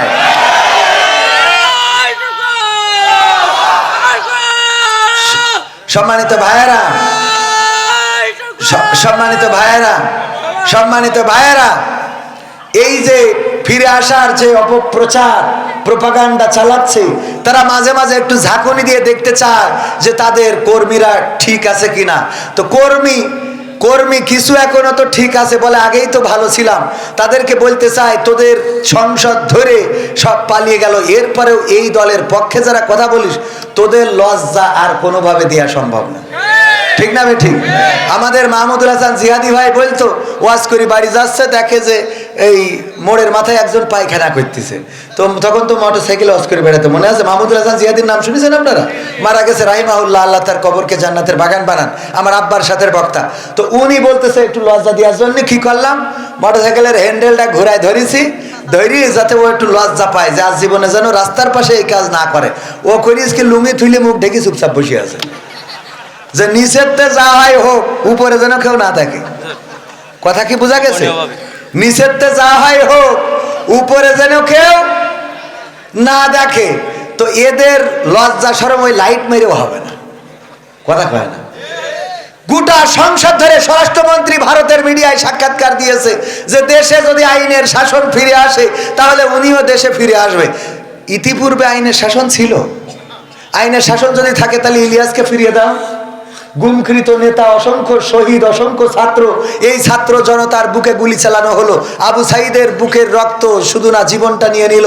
শান্ত মুগ্ধের রক্ত গেল, জীবন গেল। কোন অপরাধ? অপরাধটা কি? আল্লামা সাইদি 13টা বছর কারাগারে, অপরাধটা কি? কোরআনের পাখীদেরকে, জামাতের নেতৃবৃন্দদেরকে তাদের ফাঁসির কাস্টে ঝুলানো হলো, অপরাধটা কি? যার নামে মামলা, মুখে আছে দাড়ি, যার মামলা আছে নামে তার, বলেন ঠিক কিনা? আলেম ওলামা, মুফতি, মুহাদ্দিস, কার নামে? মামুনুল হক। অপরাধ কি ছিল? আমির হামজা, অপরাধ কি ছিল? রফিকুল ইসলাম মাদানী, মানুষটাই ছোট, ও যদি ওর কান, ও যদি একটা বোমা ধরায় ও তো ওই ধরি কাঁপতে কাঁপতে মরে যাবে। ঠিক না ঠিক? এই মানুষটার অপরাধ কি? এইটুক মানুষেরও তো ধরি নিয়ে তো রিমান্ডে দিতে হইল, একটুখানি মানুষ। কথা কয় না? ওই সময় আইনের শাসন ছিল, এখন আইনের শাসন খোঁজো। কিসের আইনের শাসন? আগে ছিল স্বৈরাচারের শাসন। স্বৈরাচারের বাংলাদেশে বলে ডক্টর ইউনূস পালাই গেছে, আজকে বাড়ি এসেছে, আজ দেশে এসেছে। ডক্টর ইউনূস পালাবে কেন? ডক্টর ইউনূস পালাবে, আমরা কি মরে গেছি? আমরা আর এক ইউনূস বসাবো। কথা কয় না? কিন্তু তোমাদের বসানো হবে না, আর এক ইউনূস বসাবো। ভয় পাওয়ার কিছু নেই। গতকালকে সমন্বয়ক, আমার আইফোনে ছবি ভিডিও করা আছে, সমন্বয়ক হাসনাত আব্দুল্লাহ গতকাল এসেছিল, একই প্রোগ্রামে ছিলাম।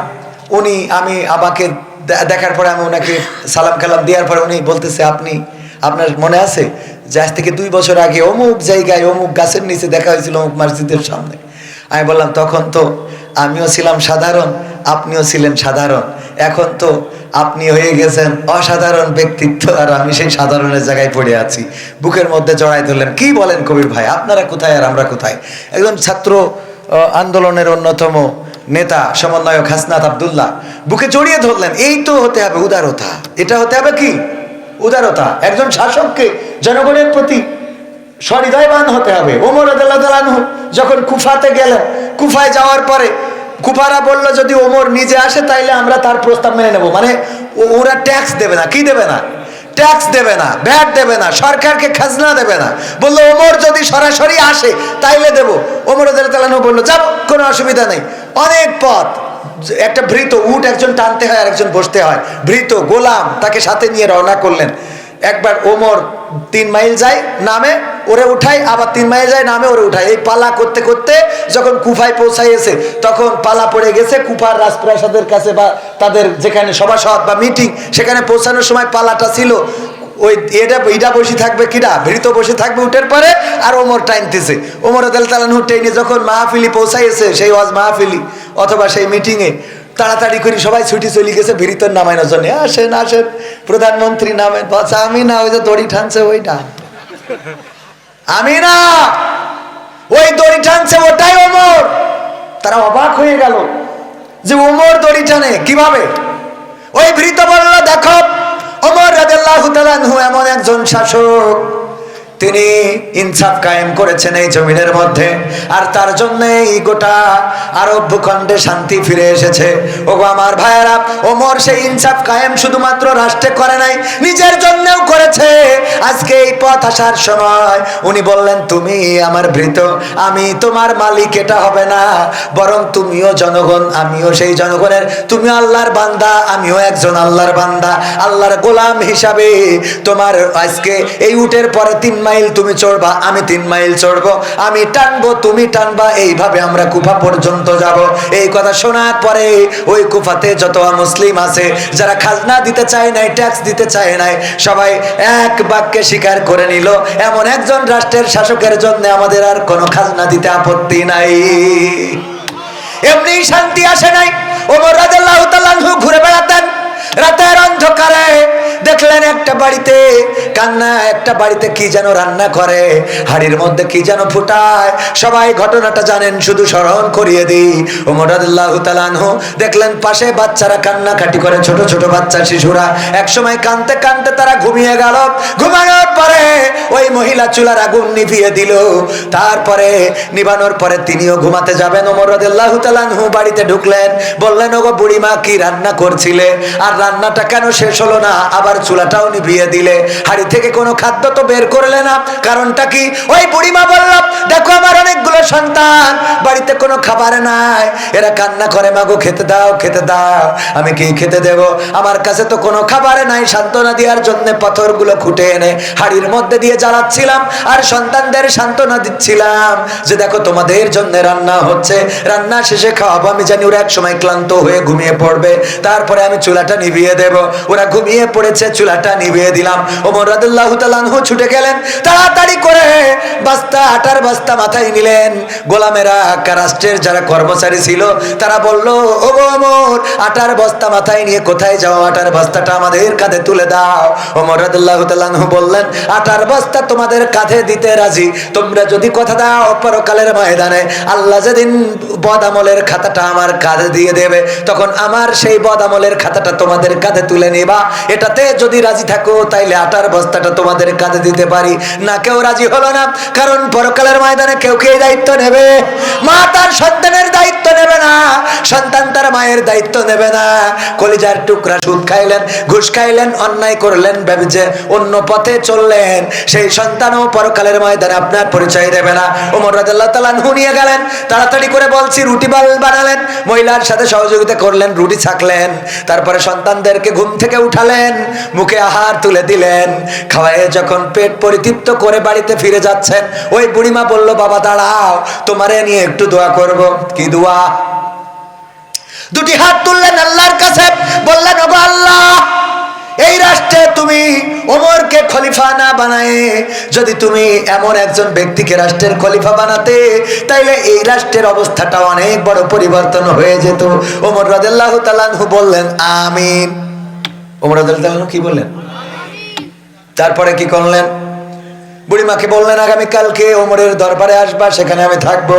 পরের দিন বুড়িমা যেয়ে দেখলো যে ব্যক্তিটি আটা বেলে দিয়ে রুটি বানিয়েছে, যেই ব্যক্তিটি বাচ্চাদের উঠায় মুখে খাবার তুলে দিয়েছে, যেই ব্যক্তিটির জন্য দোয়া করেছিল, আল্লাহ তুমি এই রাষ্ট্রে ওমরের মতো খলিফা না বানায় এই ব্যক্তিটারে বানাও, সেই ব্যক্তি আজকে রাষ্ট্রের চেয়ারে বসা। আল্লাহ, এমন রাষ্ট্র প্রধান লাগবে। একজন জমিনের ফতোয়া নিতে গেছে, জমিনের অ্যাডভোকেটের কাছে যায় না, অ্যাডভোকেটের কাছে অনেক বিষয় নিয়ে যায়। ওমর রাদিয়াল্লাহু তাআলা তখন পানি আনতে যাচ্ছিল, তো ওই পানি আনতে গেছে, এই সময় যে খুঁজেছে, বললো ওমর তো পানি আনতে গেছে রাদিয়াল্লাহু তাআলা। তো পানি নিয়ে আসার পথে বললো, কোন পথে গেছে? এই পথে। ওমর রাদিয়াল্লাহু তাআলা তখন একটা ভিজা পাত্র পানি নিয়ে আসতেছেন, কাঁধের উপরে পাত্রটা। বললো যে, ওমর রাদিয়াল্লাহু তাআলা আসছি একটা ফতোয়া নেওয়ার জন্য। বললো যে, ঠিক আছে বলেন। তো বললো, আপনি এভাবে পানির পাত্র কাঁধে নিয়ে কথা বলবেন, এটা কেমন হয়ে যায়? পাত্রটা নামিয়ে রেখে তারপরে কথা বলেন। তো উনি বসলেন, বসে এভাবে উবি দিয়ে বসে পানির পাত্রটা রেখেছে কিসের উপরে? হাঁটুর উপরে। কোথায়? হাঁটুর উপরে। ওই ব্যক্তি বললেন যে, ওমর, এই পাত্রটা হাঁটুর উপরে রাখা এটাও তো কষ্টের, আপনি একটু নিচে নামিয়ে রাখেন, তারপরে রিল্যাক্সে কথা বলি। ওমর রাদিয়াল্লাহু তাআলা বললো, তুমি কি দেখো না যে এই পাত্রটা ভেজা, এবং আমি যেখানে দাঁড়িয়েছি এই জমিনটা আমাদের কারো না, আমরা এর মালিক না। এই পাত্রটা এখানে যদি নামাই, এর নিচে কিছু বালু লেগে যাবে, কিছু মাটি লেগে যাবে, যেই বালু মাটি আমার এই পানির পাত্রের সাথে আমার বাড়িতে চলে যাবে। পরকালে আল্লাহ যদি বলেন যে অমুকের জমির মাটি তোমার বাড়িতে নিয়ে আসছিলে পানির পাত্রে করে, আমি কি হিসাব দেব? আল্লাহু আকবার বলবেন না? ওই লোকটি উঠে হাঁটা দিয়েছে, উঠে চলে যাচ্ছেন। ওমর রাদিয়াল্লাহু তাআলা ডাক দিলেন, এই শোনো, তুমি তো ফতোয়া নিতে এসেছিলে, তোমার ফতোয়া তো দেয়াই হয় না, তুমি তো জিজ্ঞেসই করো নাই। কয়, ওমর আমি উত্তর পেয়ে গেছি, আর দরকার নাই। কি করে উত্তর পাইলে? ওমর, আমি একজনের জমি একটু দখল করে নিতে চাচ্ছিলাম, মানে আমার স্বার্থের জন্য আমি একজনের জমি, এক এতিমের জমি, যে কোনো জমি আমি একটু বেইনসাফি করে জমি নিয়ে নিতে চাচ্ছিলাম। বেইনসাফি, জবরদখল বলেন, অল্টারনেট বলেন, যে কোনো ভাবে সে বেইনসাফি করে নিতে চাচ্ছিল। তো আমি দেখলাম সামান্য বালু কণা, আপনি এটাও পরকালের ময়দানে হিসাব দিয়ে আর ভয় করেন, সুতরাং আমি ওই জমি আর কেমনে নি? কথা বোঝেননি? প্র্যাকটিস তো নিজেদের মধ্যে থাকতে হবে। আবু সাঈদ, মুহাদ্দিস আবু সাঈদের নাম শুনেছেন না? উনি আসতেছেন নৌকায় করে। কিসে করে? নৌকায় করে। তখন উনি চেয়ারম্যান, বাঁকড়ার চেয়ারম্যান, তখন এমপি হয় নাই। নৌকায় করে আসতেছেন, আসার পথে রোজার মাস খুরমা দিয়েছে রাষ্ট্রীয়ভাবে, জিকর কাছা থেকে নিয়ে ফিরতেছেন। নৌকার পরে মাগরিবের আজান হয়ে গেছে, উনি এক গেড়ো পানি নিলেন, কপোতাক্ষ নদী থেকে ইফতার করলেন। সাথে থাকা যাত্রীরা বলল, ওগো চেয়ারম্যান সাহেব, আপনি তো দেখছি খুরমা নিয়ে যাচ্ছেন, খেজুর নিয়ে যাচ্ছেন, রাষ্ট্রীয় খেজুর, ওখান থেকে তো 2টা খুরমা দিয়ে যদি আপনি ইফতার করতেন তাইলে সুন্নাত আদায় হইতো, আপনার ইফতারটাও হয়ে যেত, আপনি নদীর এই ময়লা পানি দিয়ে ইফতার করলেন কেন?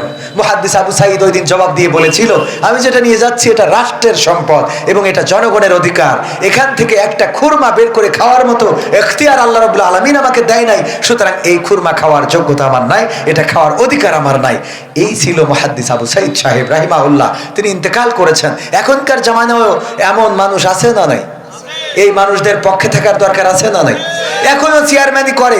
চরমনায় পীর সাহেব আছেন চেয়ারম্যান, এখনো মোটরসাইকেলে ঘুরে বেড়ায়। ঠিক বলছি তো? চরমনা ভাইয়েরা ভালো করে বলতে পারবেন, মোটরসাইকেলে ঘুরে বেড়ায়। আমাদের দেশে চেয়ারম্যান, মেম্বার, এমপি হইলে আরে বাবা, ওর যা জোর ওর পিএসের তার থেকে বেশি জোর। আরে বাবা, এত জোর পিএসের নাম। পিএস সাহেব উনি এমপি যা না করতে পারে, পিএস তার থেকেও বেশি করতে পারে। সম্মানিত ভাইয়েরা,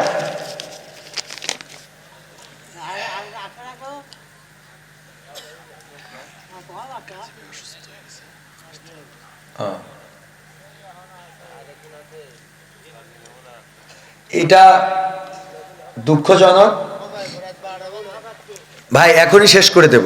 আর আর আর আর একটুখানি সময় বসা যাবে না? বসা যাবে আর একটু? এখনো তো আমি চাইলাম যে কিছু সঙ্গীত শোনাবো, কিছু কথা বলবো।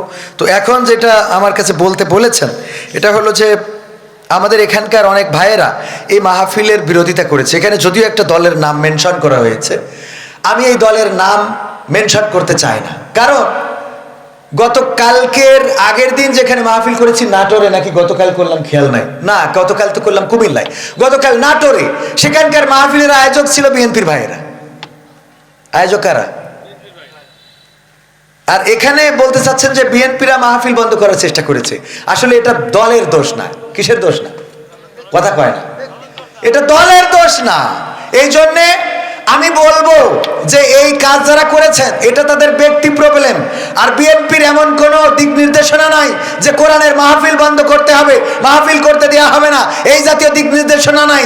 যারা মিডিয়ায় বক্তৃতা দিচ্ছেন ইসলামের বিরুদ্ধে বা জামাত ইসলামের বিরুদ্ধে বা কোরআনের বিরুদ্ধে, সবই তাদের ব্যক্তিগত বক্তব্য। এই বক্তব্য যারা দিচ্ছে তারা আওয়ামী লীগের দালাল, তারা স্বৈরাচারের দোসর। কারণ ইতিপূর্বে তারা মাহফিল বন্ধ করেছে, এখন তারা দায়িত্ব পালন করতে পারছে না বলে তাদের চাচাতো ভাই দায়িত্ব দিয়ে গেছে। এই মাহফিল যারা বন্ধ করতে চেয়েছে, মাথায় রাখবেন একটাও বিএনপির লোক নয়, সব তাদের দালাল, তাদের গুন্ডা, তাদের পান্ডা, তারা ছাড়া কেউ নয়। কারণ কোরআনের মাহফিল বন্ধ করার জন্য বিএনপি এখন পর্যন্ত প্রস্তুতি নেয় নাই। যদি প্রস্তুতি নেয়, বিএনপিও বাংলাদেশে টিকবে না, মাথায় রাখবেন। শুধু বিএনপি না, যদি জামাতে ইসলাম কোন মাহফিল বন্ধ করতে চায়, সেই জামাতের বিরুদ্ধে আন্দোলন হবে না? হবে না? তাদের বিরুদ্ধে আন্দোলন হবে। রাষ্ট্রীয়ভাবে বিএনপি এমন কোন সিদ্ধান্ত নেয় নাই। যারা বলেছেন বিএনপি, আমি বলবো না, এরা মুখোশ পরিহিত, তারা তাদের দোসর, তাদের প্রেতাত্মা। গোপনে তাদের কাছে যে প্রেসক্রিপশন নিয়ে আসে, ওদের প্রেসক্রিপশনে এরা চলে। এইগুলো খুঁজে যে বন্ধ করতে যাবে ডাইরেক্ট বলবেন দালাল। নাম হবে কি? দালাল। কোরআনের সাথে যারা করবে দ্বন্দ্ব, তাদের সাথে কবু হবে না আপোষ। কোরআনের সাথে যারা করবে দ্বন্দ্ব, তাদের সাথে কবু হবে না আপোষ।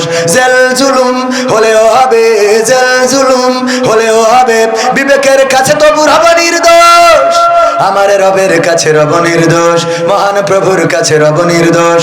কোরআনের সাথে যারা করবে দ্বন্দ্ব, তাদের সাথে কবু হবে না। কোরআনের কথা যারা বলে যায় আজ, তাদের দমাতে কত ফন্দি। কাউকে ধরে নিয়ে দিয়েছে ফাঁসি, কাউকে রেখেছিল বন্দি।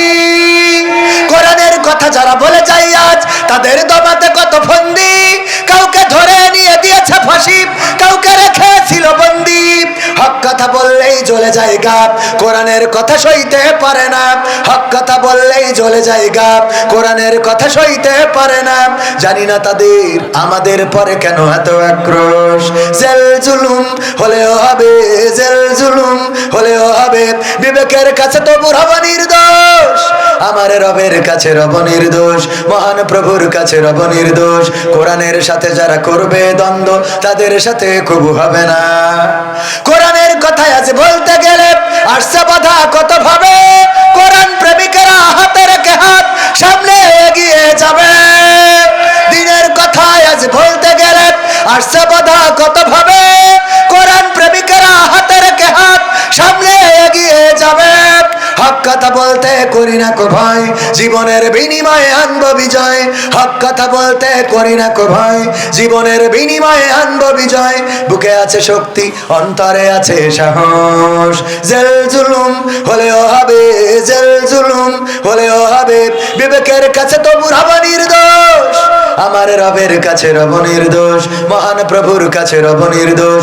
কোরআনের সাথে যারা করবে দ্বন্দ্ব, তাদের সাথে কবু হবে না।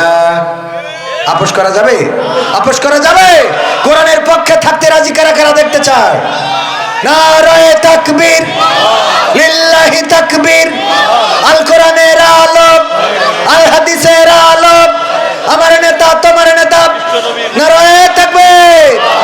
ওগো আমার ভাইরা, কোরআনের পক্ষে যদি থাকতে হয়, কোরআনের পথে যদি থাকতে হয়, আল্লাহ বললেন ইয়া আইয়ুহাল্লাযীনা আমানু হাল আদুল্লুকুম আলা তিজারাতিন তুনজিকুম মিন আযাবিন আলীম।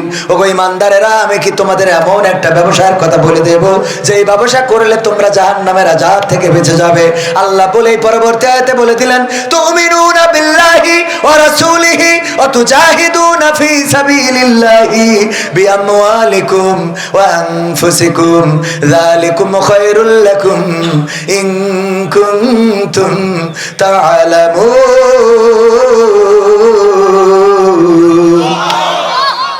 এই কথাটুক বললে শুনতে কষ্ট হয়ে যাবে?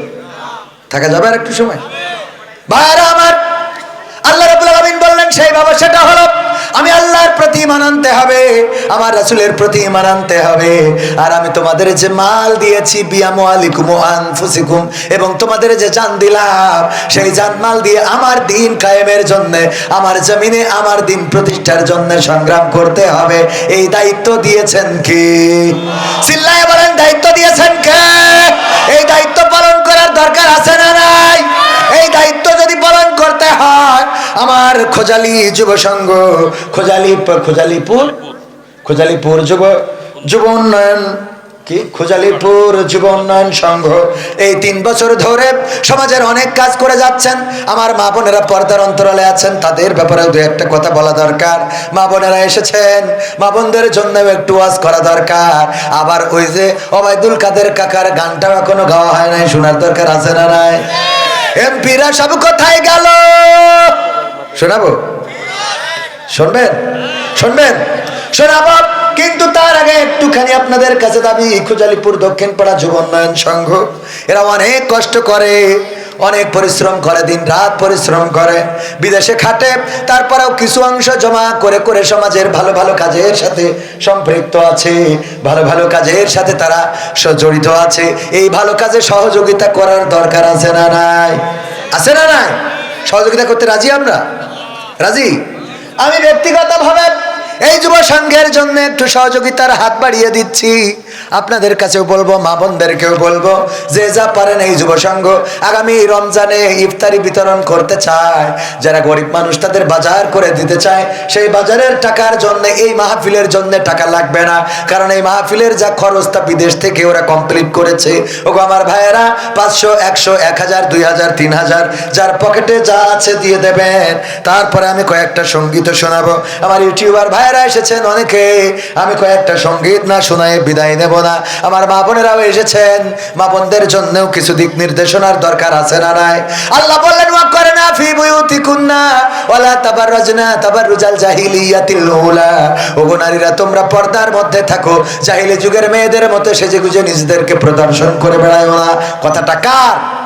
বললেন পর্দার মধ্যে থাকো, জাহিলি যুগের মেয়েদের মতো সেজেগুজে নিজেদেরকে প্রদর্শন করে বেড়ায়ও না।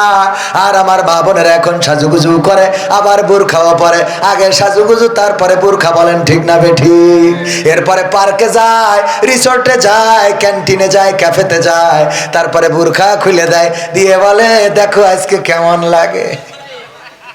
ঠিক না বেঠিক? মানে আল্লাহর আইনও মানে, শয়তানের আইনও মানে। ভাত খেয়ে তারপরে মুড়ি খায়। কই ভিতরে গেছে? বাইরে আমার একজনও মাহরুম হওয়া যাবে না। পকেটে যা আছে দিয়ে দেবেন প্যাকেটে। কই যুবকরা যায় না তো?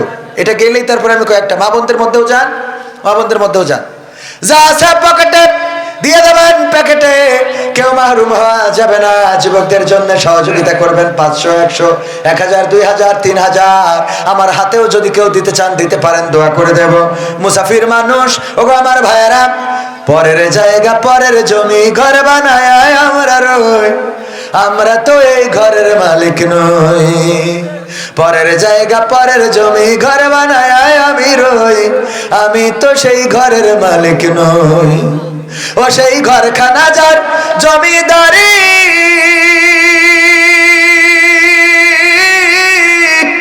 আমি পাই না তাহার হুকুমদারি। ও সেই ঘরখানা যার জমিদারি,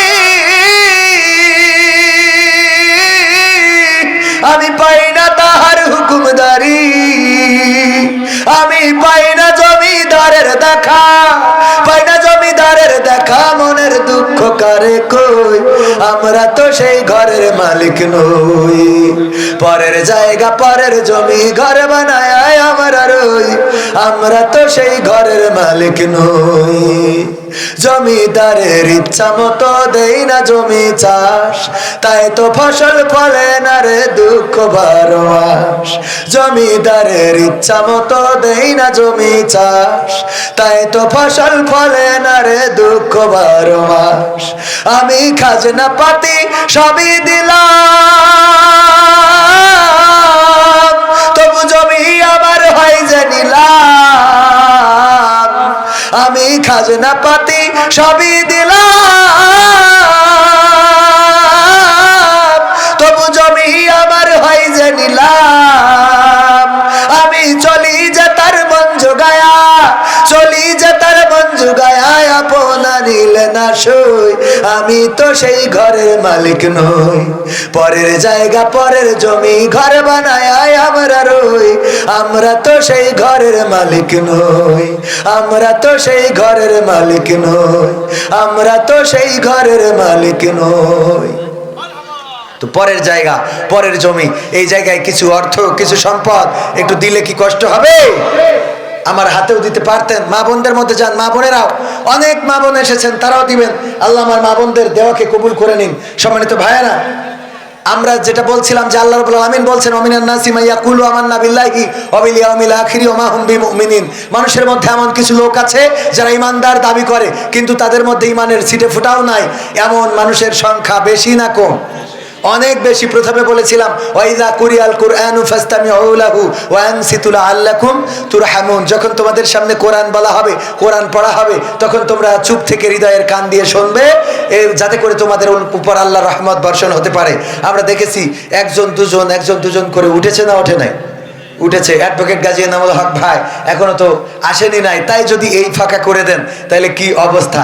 এলাকার মানুষ হয়তো আপনাদের খারাপ লেগেছে, খারাপ লাগতেও পারে। আর বিশেষ করে কথা বললেই কিছু মানুষের গায়ে পড়ে, আর যখনই গায়ে পড়ে তখন কিছু মানুষ একটু নাখোশ হয়। এই নাখোশ হইলেও কিছু করার নেই, হক কথা বলে যেতে হবে, এটাই তো বাস্তবতা। যদি জামাতে ইসলাম ক্ষমতায় আসে আর কোরআনের আইন যদি কায়েম না করে, তাইলে আমরা যখন হক কথা বলবো তখন জামাতের বিরুদ্ধে লেগে যাবে না?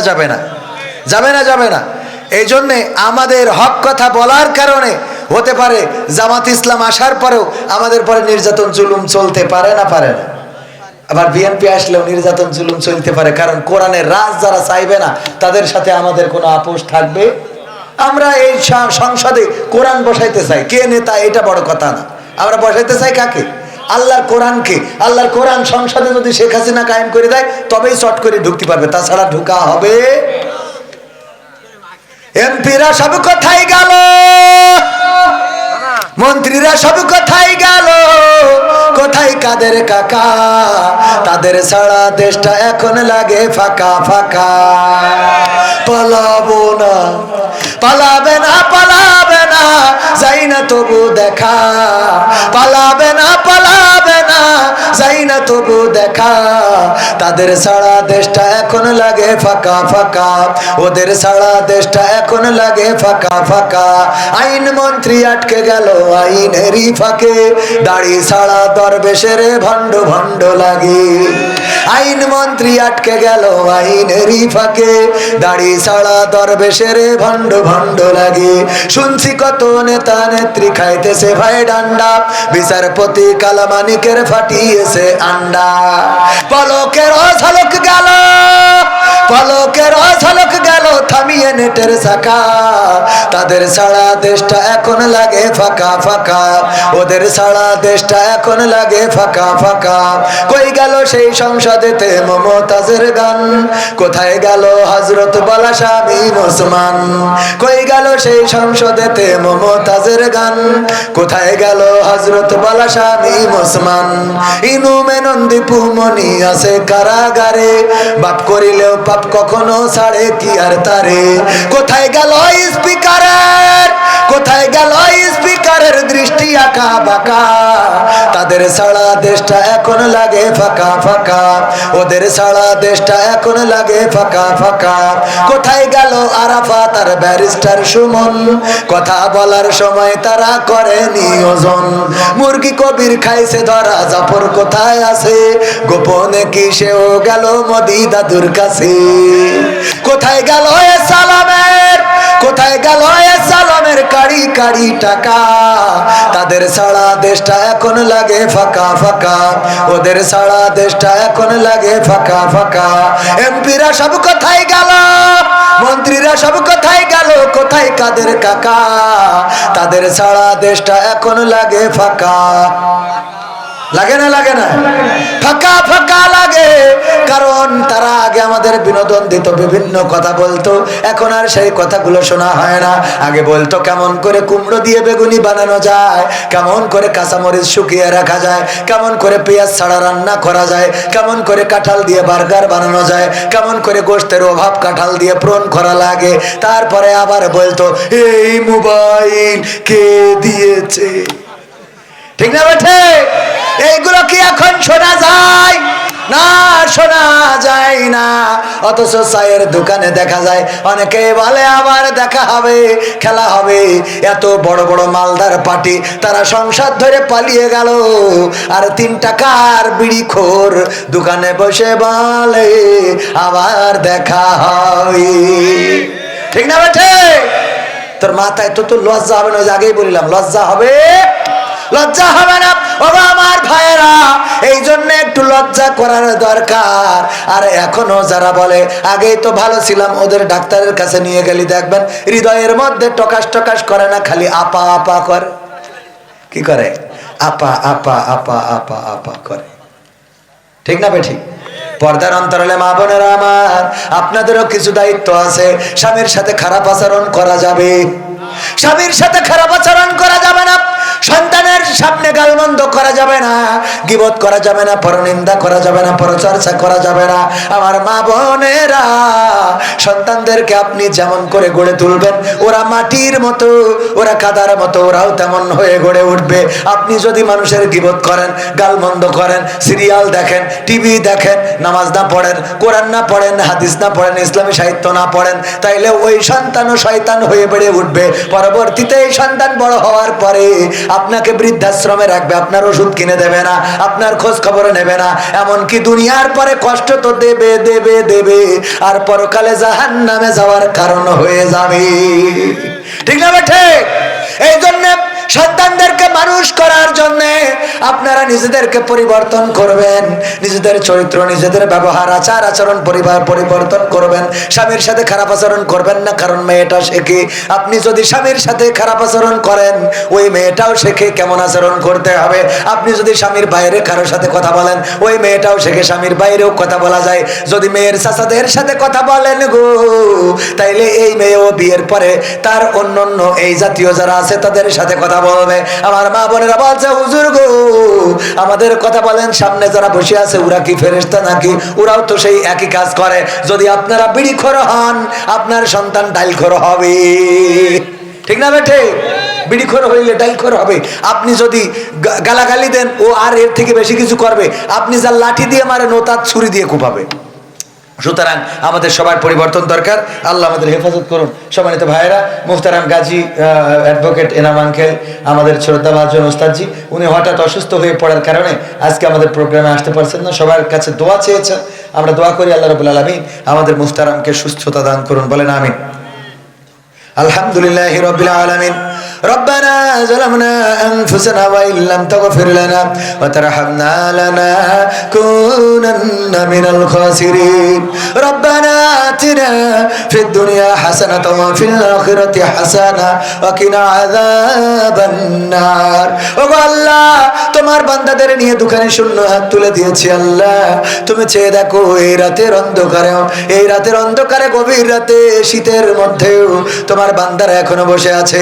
আল্লাহ, যারা বসে আছে, তুমি সকলকে তোমার শাহী দরবারে কবুল করে নাও। আল্লাহ, তুমি আমাদের সকলের জীবনের গুনাহ খাতাগুলো মাফ করে দাও। ওগো আল্লাহ, তোমার কাছে খাস করে ফরিয়াদ করি, আমাদের যাদের মা নাই, যাদের বাবা নাই, চিরজন্মের মতো বিদায় নিয়ে চলে গেল, অন্ধকার কবরে ঘুমিয়ে আছে, কেমন আছে জানি না, কোন অবস্থায় রেখেছো জানি না। আল্লাহ, তুমি দয়া করে আমাদের পিতামাতা যারা চিরজন্মের মতো বিদায় নিয়ে চলে গেছে, কবরগুলো জান্নাতের বাগান বানায় দাও। ওগো আল্লাহ, তোমার কাছে হাত তুললে জীবনের গুনাহ খাতাগুলো মাফ করে, গুনাহ খাতাগুলোর কথা মনে পড়ে যায়। জীবনে কত গুনাহ করলাম, এমন অনেক গুনাহ আছে যেই গুনার খবর যদি মা জানতো রে, আল্লাহ ভাত রান্না করে খাওয়াতো না। যদি বাবা জানতো, আল্লাহ বাড়িতে ঢুকতে দিত না। যদি ভাই বোনেরা জানতো, পরিচয় দিত না। সন্তান জানলে বাবা বলে ডাকতো না, স্ত্রী জানলে সংসার টিকতো না। এমন অনেক গুনাহ আছে পৃথিবীর কেউ জানে না, জানো তুমি আল্লাহ। ও আল্লাহ, তোমার কাছে কাজ করে ফরিয়াদ করি যে এই গুনাহগুলো গোপন রেখে দিয়েছো, ওই গুনাহগুলো গোপন রেখে দাও, আর পরকালের ময়দানে প্রকাশ করে দিয়ে আমাদের লজ্জায় ফেলে দিও না। ও আল্লাহ, আমার সাথে যারা হাত তুলেছে, কত আবেদ লোক আছে, কত আলেম আছে, কত মুফতি মুহাদ্দিস আছে, কত দাড়িওয়ালা টুপিওয়ালা, আল্লাহ সাদা দাড়ি, আল্লাহ তুমি তোমার নবী আমাদের জানিয়েছে 3 শ্রেণীর মানুষের হাত তুমি ফেরাতে চাও না। 1 যাদের দাড়ি পেকে গেছে, 2 যারা যুবক মানুষ, 3 যারা শিশু। আল্লাহ এই 3 শ্রেণীর মানুষই আমাদের মাঝে আছে। আল্লাহ তোমার কাছে কাজ করে ফরিয়াদ করি, যাদের হাত দুখানা, যার হাত দুখানা পছন্দ হয়, সেই হাতের ওসিলায় তুমি আমাদের হাত দুখানা কবুল করে নাও। ওগো আল্লাহ, খুজালিপুর দক্ষিণ পাড়া যুব উন্নয়ন যুব সংঘ, আল্লাহ তারা যে কাজগুলো করে, এই কাজগুলো মৃত্যুকাল করার তৌফিক দান করে দাও। আল্লাহ তাদের পাশে সবাইকে দাঁড়ানোর তৌফিক দান করে দাও। আল্লাহ যারা বিরোধিতা করে তাদের হেদায়েত নসিব করে দাও। আল্লাহ সবাইকে পক্ষে থাকার তৌফিক দান করে দাও। ও আল্লাহ তাদের সমাজ সেবামূলক কাজগুলোকে কবুল করে নাও। প্রবাস থেকে আল্লাহ কত সহযোগিতা করে, কত কষ্ট করে, আল্লাহ তুমি সকল প্রবাসীদের কষ্টগুলো কবুল করে নাও। আমার আরিফ ভাই সহ কত মানুষ আছে প্রবাসে দিনরাত পরিশ্রম করে, মালয়েশিয়ায় থাকে, সৌদি আরব থাকে, আল্লাহ তুমি তাদের পরিশ্রমগুলোকে কবুল করে নাও। মা বোনেরা পর্দার অন্তরালে আছে, আল্লাহ অনেকেই অসুস্থ থেকে থাকতে পারে, সুস্থতা দান করে দাও। আল্লাহ কত মা বোন এসেছে অসুস্থ, আল্লাহ কুজো মানুষ আমি আসতে দেখেছি। ও আল্লাহ, আমার মা বোনদের মনে, যার মনে যে চাওয়া আছে, চাওয়াগুলো পাওয়া করে দাও। স্বামী স্ত্রীতে যাদের মিল মহব্বত নাই, আল্লাহ সংসারে শান্তি দাও। আল্লাহ তুমি দয়া করে যাদের সন্তান নাই, নিঃসন্তানীকে সন্তান দাও। ও আল্লাহ, যাদের পরিবারে সুখ শান্তি নাই, সুখ শান্তি দান করে দাও। যে সন্তান কথা শোনে না, আল্লাহ তুমি তাকে পরহেজগারিতা দান করে দাও। ও আল্লাহ, তুমি আমার যুবকদেরকে দাড়ি রাখার তৌফিক দান করে দাও, টাকনুর উপরে কাপড় পরার তৌফিক দান করে দাও। আমার ইউটিউবারদেরকে কবুল করে নাও। আল্লাহ দিনরাত পরিশ্রম করে গো, আল্লাহ তুমি তাদের আয় রুজিতে বারাকা দান করে দাও। ও আল্লাহ, আমার অ্যাডভোকেট তাজউদ্দিন ভাই আছে আমার পাশে, আল্লাহ কবুল করে। অ্যাডভোকেট গাজী এনামুল হক সাহেব অসুস্থ, আল্লাহ সুস্থতা দান করে দাও। আলোচনা করেছে গোলাম রব্বানী ভাই সহ যারা, আল্লাহ তুমি তাদেরকে কবুল করে নাও। ওগো আল্লাহ, তোমার কাছে আখেরি ফরিয়াদ, মালাকুল মাউত যেদিন আসবে সানটা নিয়ে উড়াল দেবে, আল্লাহ মরণকালে আমাদের সবানের জবানে জারি করে দিও আখেরি কালেমা লা ইলাহা ইল্লাল্লাহু মুহাম্মাদুর রাসূলুল্লাহ সাল্লাল্লাহু আলাইহি ওয়াসাল্লাম। আসসালামু আলাইকুম।